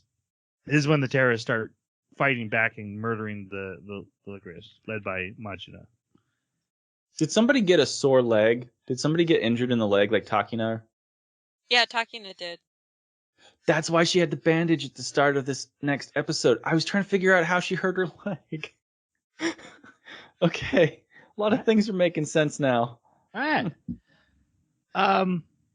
In this next episode, because Lycoris girls are being murdered, Takina decides that Chisato and her have to work in pairs and stay together for safety, and so that means sleepover and hanging out. And we learn Chisato actually lives in the apartment under her apartment as a safe house. and through rock, paper, scissors, manipulates Takana to have all the chores. And then Takana later finds out how she cheats, and it's also how she dodges bullets. And then Robota figures out where they live, sends goons there. Chisato takes them out, but the footage of it helps convince Majina, who's getting frustrated that he can't find DA with the help of Robota. He sees Chisato and he's like, "Oh, that's the girl." So I'm in. It's because he recognizes her. He was part of the bombing of the first radio tower. He's part of that terrorist group, and so he recognizes her. During which he actually wore a blindfold. Going full Daredevil. Yeah, Also, I think in this episode you get to see that Robota being manipulated by Yoshi to manipulate Majima into being interested in Chisato. Mm-hmm. Oh, I missed that. Robota's having a conversation with Yoshi, and Robota's like, Majima's not falling for the bait. He doesn't have any Oh, interest. okay, I yeah, I need do your remember help. that. I And remember Yoshi's that. like, try harder then. Yeah, do your best. Guys, Marvel Snap is really fun. It's just, Yeah, it's so right. no. No, I do actually remember that conversation. I just didn't see it in my notes. Afterwards, so Chisato goes out for a delivery. She gets attacked by the terrorists, but she manages to get away. They have this big fight. There's her first fight with Majina. The scene Jade mentioned where he gets blood in her eye or pain in her eye, so that she's blind. Yeah, and beats her up. But they all work together. Even Oh, I wanted to call this out really quick. I loved in the fighting maneuvering, and like you were saying with the close quarters combat and everything, they did a really good job with this. There's even the part where she walks up to Majima. She's basically dominated him, right? He's in a position of submission. He's down on the ground. Then he's bleeding in the face already. And as he like sits up and turns to look at her, she continues to maneuver to stay behind him. And you don't often see that in anime. They will just have the character stand there so you can have the exchange. You know, they won't move. They'll just look them in the eye as they turn to look at them. But she still behaved like, you know, a tactical person would in a situation like that, trying to maintain that position where the other person is vulnerable and you are not. So I liked that a lot, actually. And I know it's a tiny thing, but it's those little subtle details that really impressed me. yeah, it's definitely something that's coming up repeatedly. Is that they have an eye for detail, but also it's not perfect. Yeah, like you said, there's in this episode we see a board game. I love board games. I play a lot of board games. And they have one I own. They're playing Patchwork, and you can tell because they have like these polyomino pieces with little blue buttons on them. Those are the pieces from Patchwork, but they don't have the boards in front of them that you put the pieces on. They're just like collecting them and putting them in a pile in front of them. And so I was like, "Oh, it's Patchwork." My wife's like, "But they don't have the game there," and I'm like, "It's close enough for anime." It's homebrew. It's home rules. Another detail I noticed that's a little bit more relevant than Patchwork. Wow. Shots fired. Yeah. Again, I want to mention how Majima has its eyes closed. Except he's never reacting to Chisato making noise. He's always just going back in to fight. You can see he has his eyes closed, even though they were open earlier. There's not necessarily a reason for him to have his eyes closed, except to show that he can fight without seeing. Except he's not reacting to Chisato making noise. He's just punching and just keeps punching her. Even when she's dodging, it's not a noise you can see him react to. Yeah, that is true. In the next episode, Chisato is able to spot a text that Mika receives from Yoshi for a meetup, and she assumes it has something to do with shutting down the cafe and being called back to DA. So she tells the group like it's all over, and they decide they're going to go to this bar. I wrote the name down, but I forgot it already. It's Bar Forbidden. Bar Forbidden. What a and name. they sneak into this bar, and they see them having the conversation, and they realize, oh, this is just a date. Our bad. But then Chisato overhears them talking about her heart. She realizes Yoshi, who she's met, he comes into the cafe sometimes, and she realizes he's the guy that gave her the heart, and she's like, "Hey, I need to talk to you." And he's like, "Yeah, you're not supposed to. You just need to let it go and do what your promise is." And he leaves, and then Mika goes after him, and Mika pulls a gun on him, and Mika's like, I want to set Chisato free, but then he doesn't do anything, and he lets Yoshi go. Was that in the post-credit sequence? No. It was in the elevator after Yoshi leaves. Well, I know I watched that whole episode, but that part. Yeah, and this is the episode where the terrorists attack the police station because they got to also get the USB stick into a computer so they can have access to the government systems. Yeah. Weird. And then Mizuki dresses up to sneak back into the bar because she's going to find herself a man. Yoshi also has a small conversation with Takina, and Takina's like, "Thank you for helping Chisato," and Yoshi goes, "Yup, totally did that. I have expectations for you, Takina. Live up to them," and then leaves. And from then on, it is sort of hinted at Takina doesn't quite trust Yoshi. She brings it That's up. true. She brings it up, and it's like a flashback sequence that she has, like, oh, this is what he was talking about towards the end. What expectations does he have? To convince Chisato to murder? Probably. I mean, Takina is the one in the group that does kill and doesn't mind killing. She's the Wolverine. He's always been known to be very analytical and distant. Detached, if you will. Afterward, Chisato comes to work. She's late, but she is still her energetic self, so she is not letting this put a damper in her step, even though it definitely affected her. There is an end credit scene though where Majima shows that he has a pendant as well. That he's also one of the townspeople, which you've already mentioned. Then Yoshi sends out his assistant to go deal with Chisato, so he's putting his next plan into action. Takina takes over the budget of Rico and basically quit using bullets. There's a great scene where they're doing the bomb disposal and they cut the bomb. They're like, "We're not going to pay you." And she like rewires the bomb together after Chisato knocks them all down. She's like, "Fine." Did she rewire it? I thought they just left the two. Like, it was always in there. I thought she reconnected the wires and was like, "You just have to cut this and it'll be done." Takina said she left I left the last two active wires. Yeah. She cut a blue wire, but there were two reds left. So she hadn't finished already? No.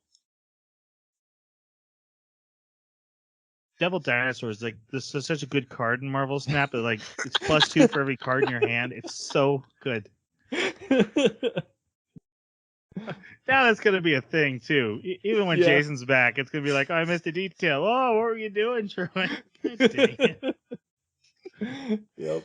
All right, so thanks to her budgeting, they're able to get a robot butler and all kinds of cool machinery into their cafe. And then Majina confronts Chisato in her apartment and holds her at gunpoint, has a conversation with her, but leaves because he can hear Takina coming and is able to escape before anything goes wrong. This makes Takina put in a new, if I call you and it rings 3 times and you don't answer, I'm assuming you've been captured. You have to answer the phone within 3 times from now on. And then this is very apt because Chisato's been dodging her physical. Mm-hmm. The doctor's appointment. And she goes in. I love the ringtone. She's got like this horrible psycho killer ringtone every time the doctor calls. That's right. Yep. But she goes there, and the nurse is actually Yoshi's assistant who knocks her out. And then Takina calls her, realizes because she didn't show up, and goes to save her. And when she gets there, she's able to drive away the assistant lady, who seems like she has a super talent for fighting herself, maybe. Pretty sure but she was another Allen child. yeah. But what she was able to do was fry the heart that Chisato has, so that it can't ever be recharged, and that means it only has 2 months left because it was just fully charged. And this is basically that doctor's fault. If this is a new nurse that you just got transferred over here, what are you doing letting her in there with Chisato? That's just... Yeah. She's called back to DA. She's given a camera by Kurosaki, who's trying to convince her to come back for those last 2 months. And she's like, no, I still don't want to, but you should bring back Takina. She wants her help with Majina, because DA is now fully aware of him and is trying to track him down. Walnut confronts Mika about everything. She's like, hey, you need to tell what's been going on here, and he tells the whole truth, which is Chisato was a super awesome agent, and he was her instructor, and he's like, but she's got a congenital heart disease. She's not going to live long enough. Convince Yoshi to give her a new heart because of her talent, part of the Allen Institute program. But he had to promise to make sure that she used her talent to kill, because her talent is killing. And after they left to form Lycoris, Chisato didn't want to kill anymore, and Mika ended up supporting her instead of convincing her to go back the way she's supposed to be. And that's why Yoshi's going through all these motions, because Mika has technically messed up his promise, but he has changed his mind on what he wants to do. And now Walnut knows. And then Takina gets invited or gets called back to DA, and she's going to go because she thinks if she can capture Majina, that'll give her information on the artificial heart, and they can find a way to save Chisato. She takes Chisato for a day of fun that's almost a rehash of their shopping trip from before. But now in the winter, and things don't go as planned. So that's kind of the theme of it. And then they go stop to see the snow, and the snow doesn't come until they decide to part ways and go their separate ways, and then the snow comes down. I liked at the end when they both realized it was snowing, they both turned around to go and find the other person and be like, it's snowing! But then, they see each other both doing the same thing, and you're like, okay. You know. You know. And then Majina abducts Yoshi.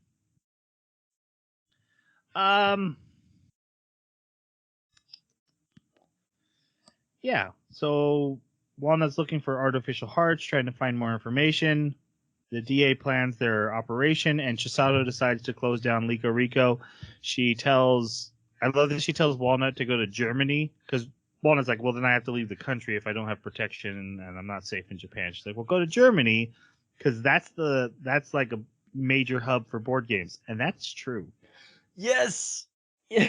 I love that was the reason. That cracked me up. Yeah, I kind of wish they had done more with the board game thing, because I haven't seen that a lot in anime. I just thought that was really cool and unique, this board game cafe, and that they obviously cared about it. Obviously, that aligns with my own interest, so that was fun for me. Jade loves board games. Yes. Yeah. Can I get ungrounded? Yep, you're ungrounded now. Jeremy, not you. Aw. I like war games. Takina does an interrogation of an already captured terrorist and gets him to admit that the Allen Institute is the one who supplied the gun. So now she's connected Yoshi to all the issues happening. The Lycoris are searching for Majina. They go to his base. They only find a video of him, and he talks to them about peace has to be earned. You can't just fake it. But Takina jumps out. She's like, "Wait, what do you know about the Allen Institute? Tell me about Yoshi." But he hangs up. The customers are mad that the Lycoris is closing. And Mika has his big talk with Chisato where he gives her a kimono that he's going to give her when she became an adult, and then tells her the whole truth about Yoshi and what she was supposed to do. And she thanks him for not having told her so that she could still make the choice instead of being manipulated. And then they're called, the DA basically is told, you get Chisato in. We don't keep Michael Jordan on the bench. And so they call her and like, hey, you need to come. But at the same time, Robata calls her and says, hey, we've captured Yoshi. You aren't going to go help. You're going to come here. They get called by the Lily Bell dude. The dude that's in charge of Lily Bell. Like, he's the one on the call being like, hey, you need to bring Chisato in. Which is weird because it seems like the Lily Bell boys don't like Chisato at all. I don't think he's in charge of the Lily Bell. I think he's in charge of both. I think they both report up to him. So he would have command over both sides. I don't think so, because didn't he say that? I'm pretty sure he said in the conference, being like, the higher ups have said you need to bring Chisato in. Like, Kusanoki's just too busy to deal with it right now. You quit taking sides, Jeremy. You know, if she was Jason, you'd be arguing right now. Well, she just happens to be right more than Jason is. I'm agreeable. All right. There you go. I'm going to let you have that so that we can keep going. The Lycoris, a lot happens, and I'm not 100% sure about what all of it is. Like, they're in the tower waiting to capture the terrorists, and the terrorist elevator just goes right past them, and they're like, oh, we didn't think they could do that. It's because they've hacked into the computer system, right? But also, Takina leaves because Chisato's not answering her phone. Walnut finds out as she's getting on her airplane that there is a second heart that was built for Chisato, and that Mr. Yoshi has it. So she gets Mizuki off her plane. Your long lost daughter has found you. And then she calls Takina, lets her know. All these things converge, and then all the Lycoris, they're taking out terrorists in the tower, and they get to the top, and Majina, who calls the public and tells them about guns that he hid around the city. Hey, there's guns everywhere. You can have guns. I'm exposing stuff. And then later he shows them the Lycoris killing his men, his armed men, and is like, look how evil they are. There's schoolgirl assassins in the world. You have to deal with that now. Anybody with half a brain would be like, there's some context missing here. Yeah. What is going on? Who are the men with the guns?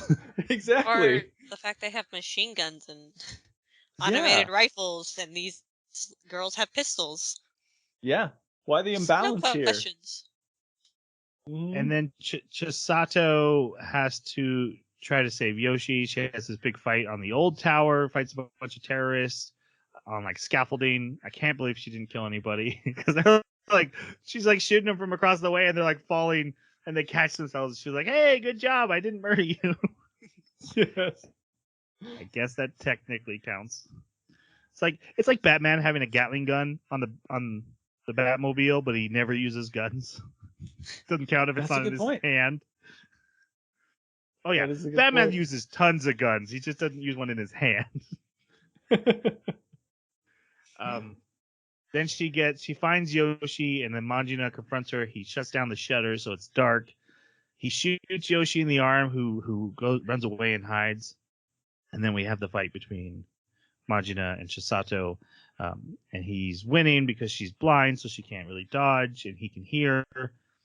But then Takina burst in through the wall and bringing in light, and they fight together, and they're able to beat him and bind him. They don't kill him. They tie him up to the railing. And then they... Go ahead. I was rewatching it the second time. I'm pretty sure Chisato knew because she saw a phone ringing, but I was confused because she doesn't have her phone. She saw a phone buzz.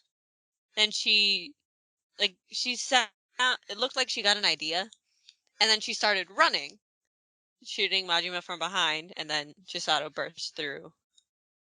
So maybe it was just like an idea of, hey, Takina might be coming. She knows. Yeah, it does seem weird. Like, it would make perfect sense if it was her own phone, but the fact that it wasn't her phone, random phone is buzzing. Takina must be calling. That's a weird conclusion for her to draw, but I remember coming to this. Well, now she has specific ringtones, like she does for the doctor. Well, sure, but that wasn't her phone though, right? That was just a different phone. Yeah, it was Yoshi's phone. Yeah. There's no way Takina has Yoshi's number. Yeah, does she? I don't think she does. Unless Walnut gave it to her, but still, then what does that mean to Chisato? Nothing. Oh, yeah, it's Walnut. You're right. It's Walnut is the answer to anything. Right. Well, I mean, Walnut does hack Chisato's phone remotely when it's in the cafe and steals a picture off it and is like, "Hey, yeah, Yoshi's been abducted." That's how they know where to get to her. So maybe. I'm gonna go fast. Okay. Okay. So Chisato has to confront Yoshi, who's like, and Takin is there, and she's like, "Give us the heart. I know it's in the case. We know you have the second heart." He's like, "I do have the second heart, but I put it in my chest. If you want it, you have to kill me and fulfill your obligation." And she's like, "No, okay, I guess I just won't get a second heart." He's like, "No, that's not the answer. You gotta kill me." And then his assistant is attacking Takina and trying to force. They just keep trying to force Chisato to kill, and eventually she does shoot Yoshi in the chest, but then she goes and saves him. And Takina is like, "I will rip it out of you." Yeah. And Chisato's holding her back, and she lets Yoshi escape. I know I threw away a lot of context there and a lot of emotional moments, and I'm sorry, Jade. Yeah, Chisato had red. Her eyes turned red. I like throughout this anime when Chisato's having like a happy moment, like her eyes are like this brown color, like it's a lighter brown, very pretty shade. But when she's killing, you can see when she's a little girl, her eyes are bright red, like a dark red. And in that moment, when she shoots Yoshi, her eyes turn like a bright red, like in her panic. So do you think she'd be a better shot if she like gave in to her talent? Maybe. All right. Then they find out the Lily Bells are coming for the Lycoris agents, and Rico has been officially hired to save them. So they go to the other tower, and they have to find a USB port, which Chisato doesn't know what a USB is. That is just a weird plot point to throw in randomly for a joke. But they do it. Even without knowing what it is, she gets the USB in the USB slot on the first try. Yeah. In a very awkward position where like she has to reach out and like at arm's length barely reach it into She has super eyes, Jenny. She'd be able to see and know exactly which way to turn it. Okay. It's not super eyes. USBs is where I draw the line, man. Those things are horrible. So Lily Bell's coming up. They plug in the USB, and so Walnut now has access to the system, and she fixes everything. AI fixed. Here's a news report to the public. Hey, did you all like that play about assassin high school girls? Next season coming up. We're going to have this as an event. It's going to be fun. This irritated me so bad. Because it's not believable, because it just hides up the bad guys. Yeah, for both of those things. Number one is a lot of people saw with their own eyes people get shot. So now they're being told, no, what you saw with your own eyes was just actors playing a part in this big play.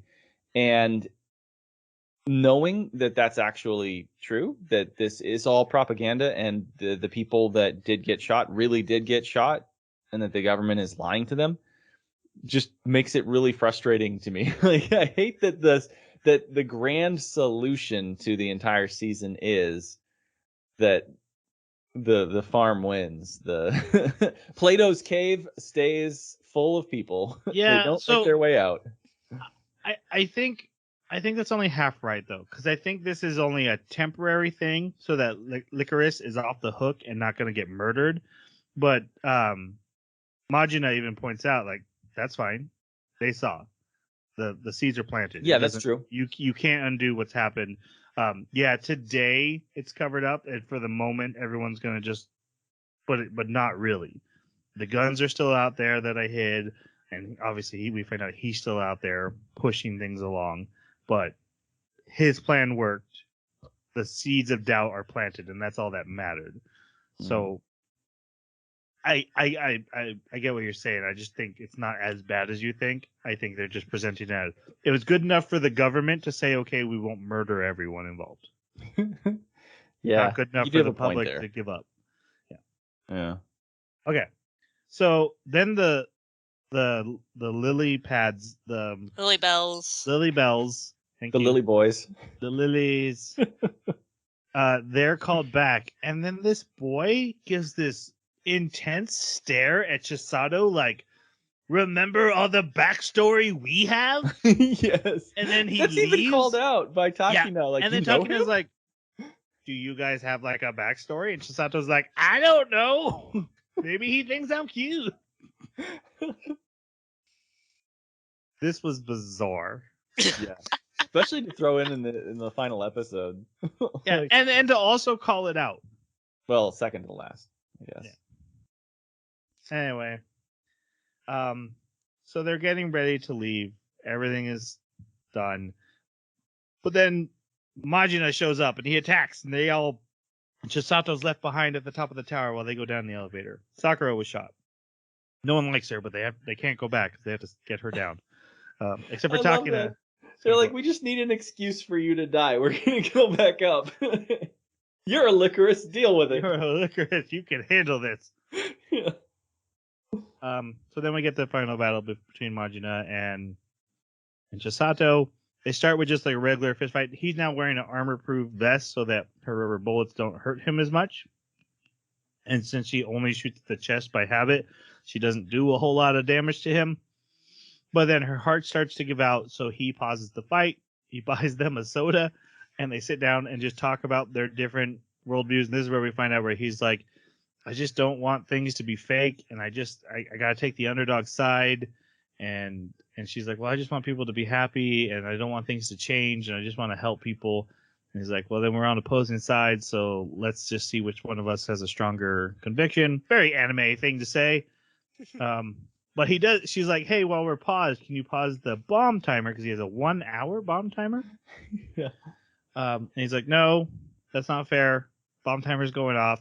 So then they resume their fight, and she's just focused on getting to the bomb timer, and so he's able to beat her. He knocks her into like this glass bowl, and the That bomb they had goes already down there. damaged. Yeah, they'd already damaged, so she's falling, but she pulls him down with her, and then she shoots him in the head like 8 times with a rubber bullet.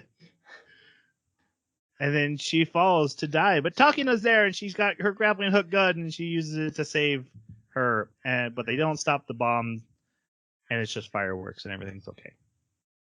Oh, and then Mika murders Yoshi. And he's like, give me the ding heart. He just cuts it right out. Great moment. And then the ending, we're back at the cafe. It's up and running again. Majina's still out there, being a little more subtle, a little more quiet about it, but still alive. And everyone misses Chisato at the cafe. And then Takina is sent on a mission to island. And yes. gets in a gunfight. And it's with Chisato, who ran away when she woke up in the hospital and has been missing since then, but is completely fine because she got her new heart. And Takina's like, okay, well, now what do we do? And she's like, well, let's go to Hawaii. And that's the end. Except for then there's an end credit scene where they open a Lycoris food truck in Hawaii. And Walnut does an adorable thing. Because they have to get in a costume to help again. The ending made me laugh. All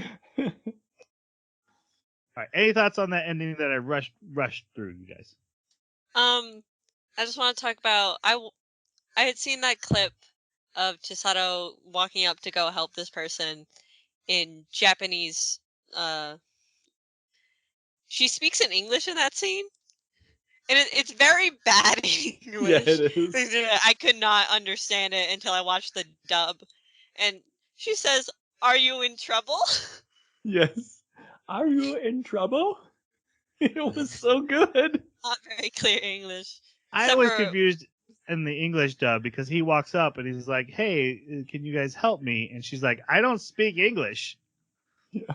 In perfect English, and I'm like, "Oh, okay. What did he talk in?"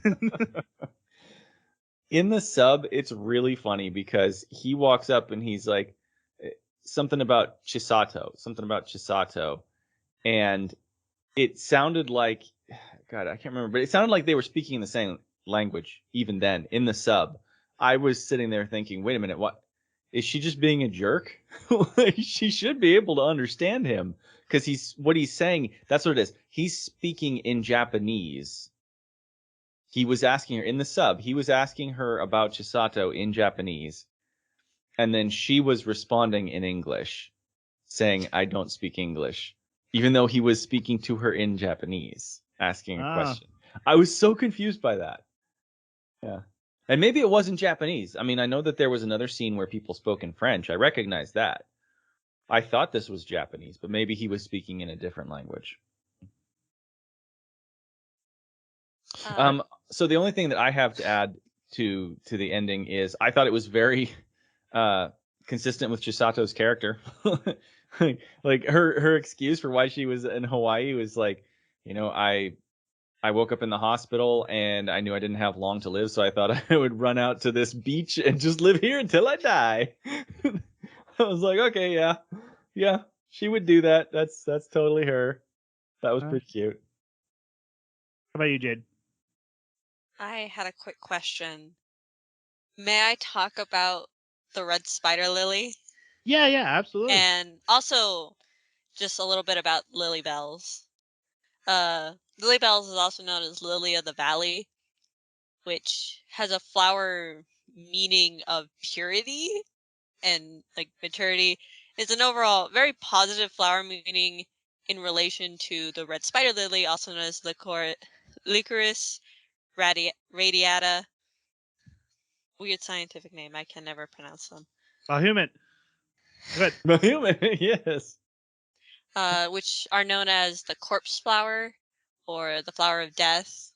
And the red spider lily, it's used in a lot of animes to symbolize death, but it also has the flower meaning of rebirth, as a cycle of death, which in relation to Chisato and how she nearly dies twice in her life, and then it has to, move on and make a new life Creating new life. Yeah. after that. I liked how after you finally find her after the second time talking to Ask, Chesato's like, "What should I do now?" And talking to responds with, "How I suggest something that you like left behind or had given up on. Mm-hmm. Basically, go back to your old life. Don't just try to move on." Yeah, that is really interesting because each time that she faced this near death, when she was reborn, she has a complete change of values. So the first time it's I'm going to be a savior instead of a killer, and then this time it's I'm going to try something totally different or go back to something that, like what you're saying, either go back to the life that she was trying before, like be reborn as what she was originally, or I interpreted it to mean that she was going to try something that she maybe gave up on in the previous life, but didn't necessarily fail at. So I wasn't thinking that it was the same life, but maybe what she would have wanted before, thinking that Yoshi was something he wasn't, and then devoting her life to that image in her mind. Like, what do you want to be if you don't have Yoshi in the picture? Maybe. It's either way. It's a nice cap on the Mhm. character's ending. Yeah. Yeah. Um, I I'll save. I have a thought, but I'm gonna save it for my final review. Let's go to final reviews. So, Jeremy, what score and review would you like to do? So this is definitely not an anime that's really in my wheelhouse. It has some action scenes; those are pretty cool. They did a pretty good job with them, and it has some really on point humor.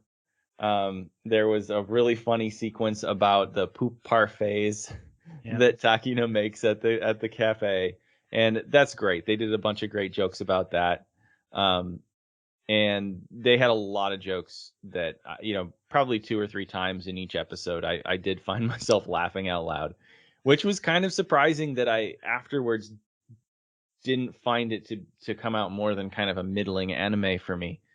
And it's probably just because the themes and the amount of slice of life in it was just maybe a bit more than I would like.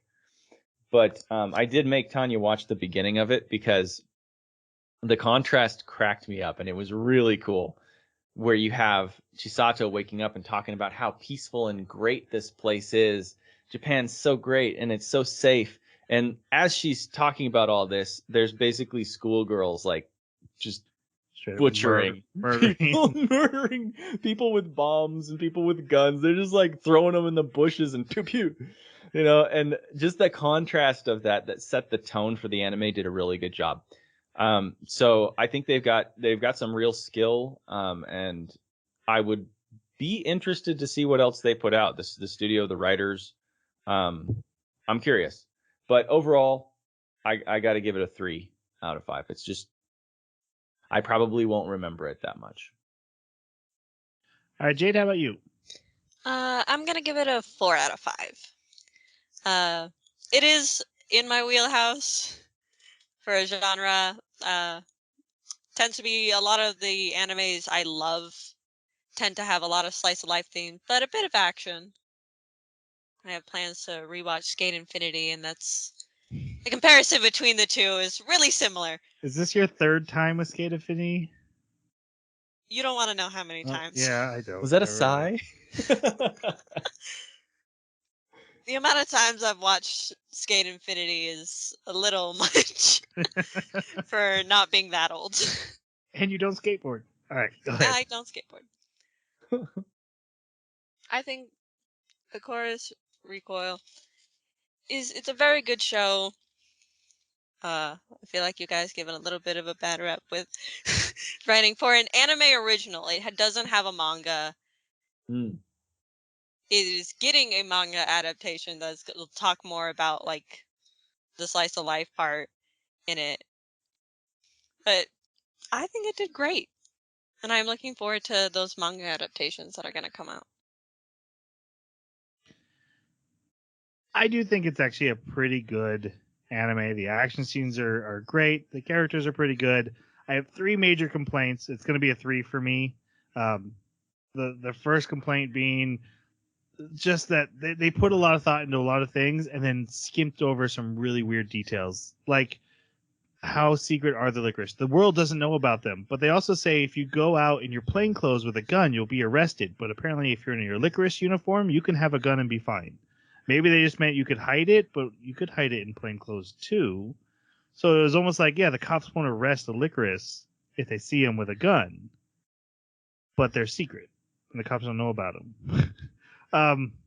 So and then like Jerry mentioned with the hacking and even the board game, which okay, the board game doesn't really matter, but it's a good example of we have these really cool details and we went this extra mile, but we left a mess in our wake.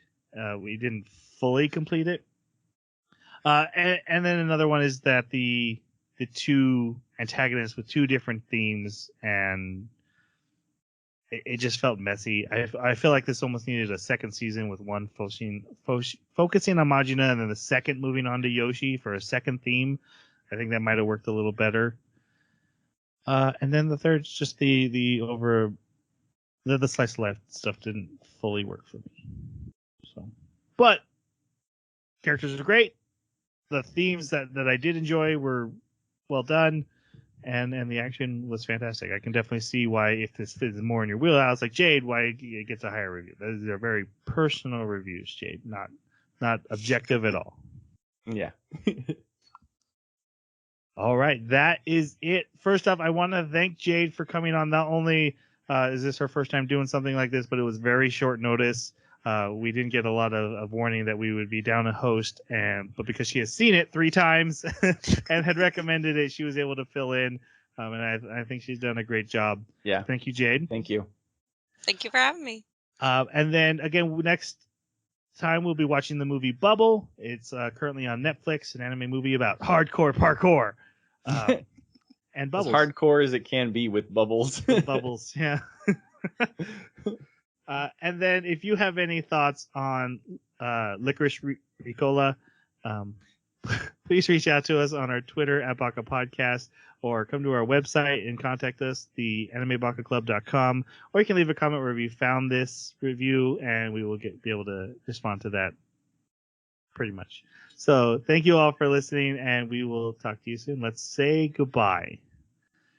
Jade, you go first when we say goodbye. Goodbye. What have you done to earn your place in this crowded world today? It's not even from this anime. That's terrible. No. Sayonara. Somebody will know.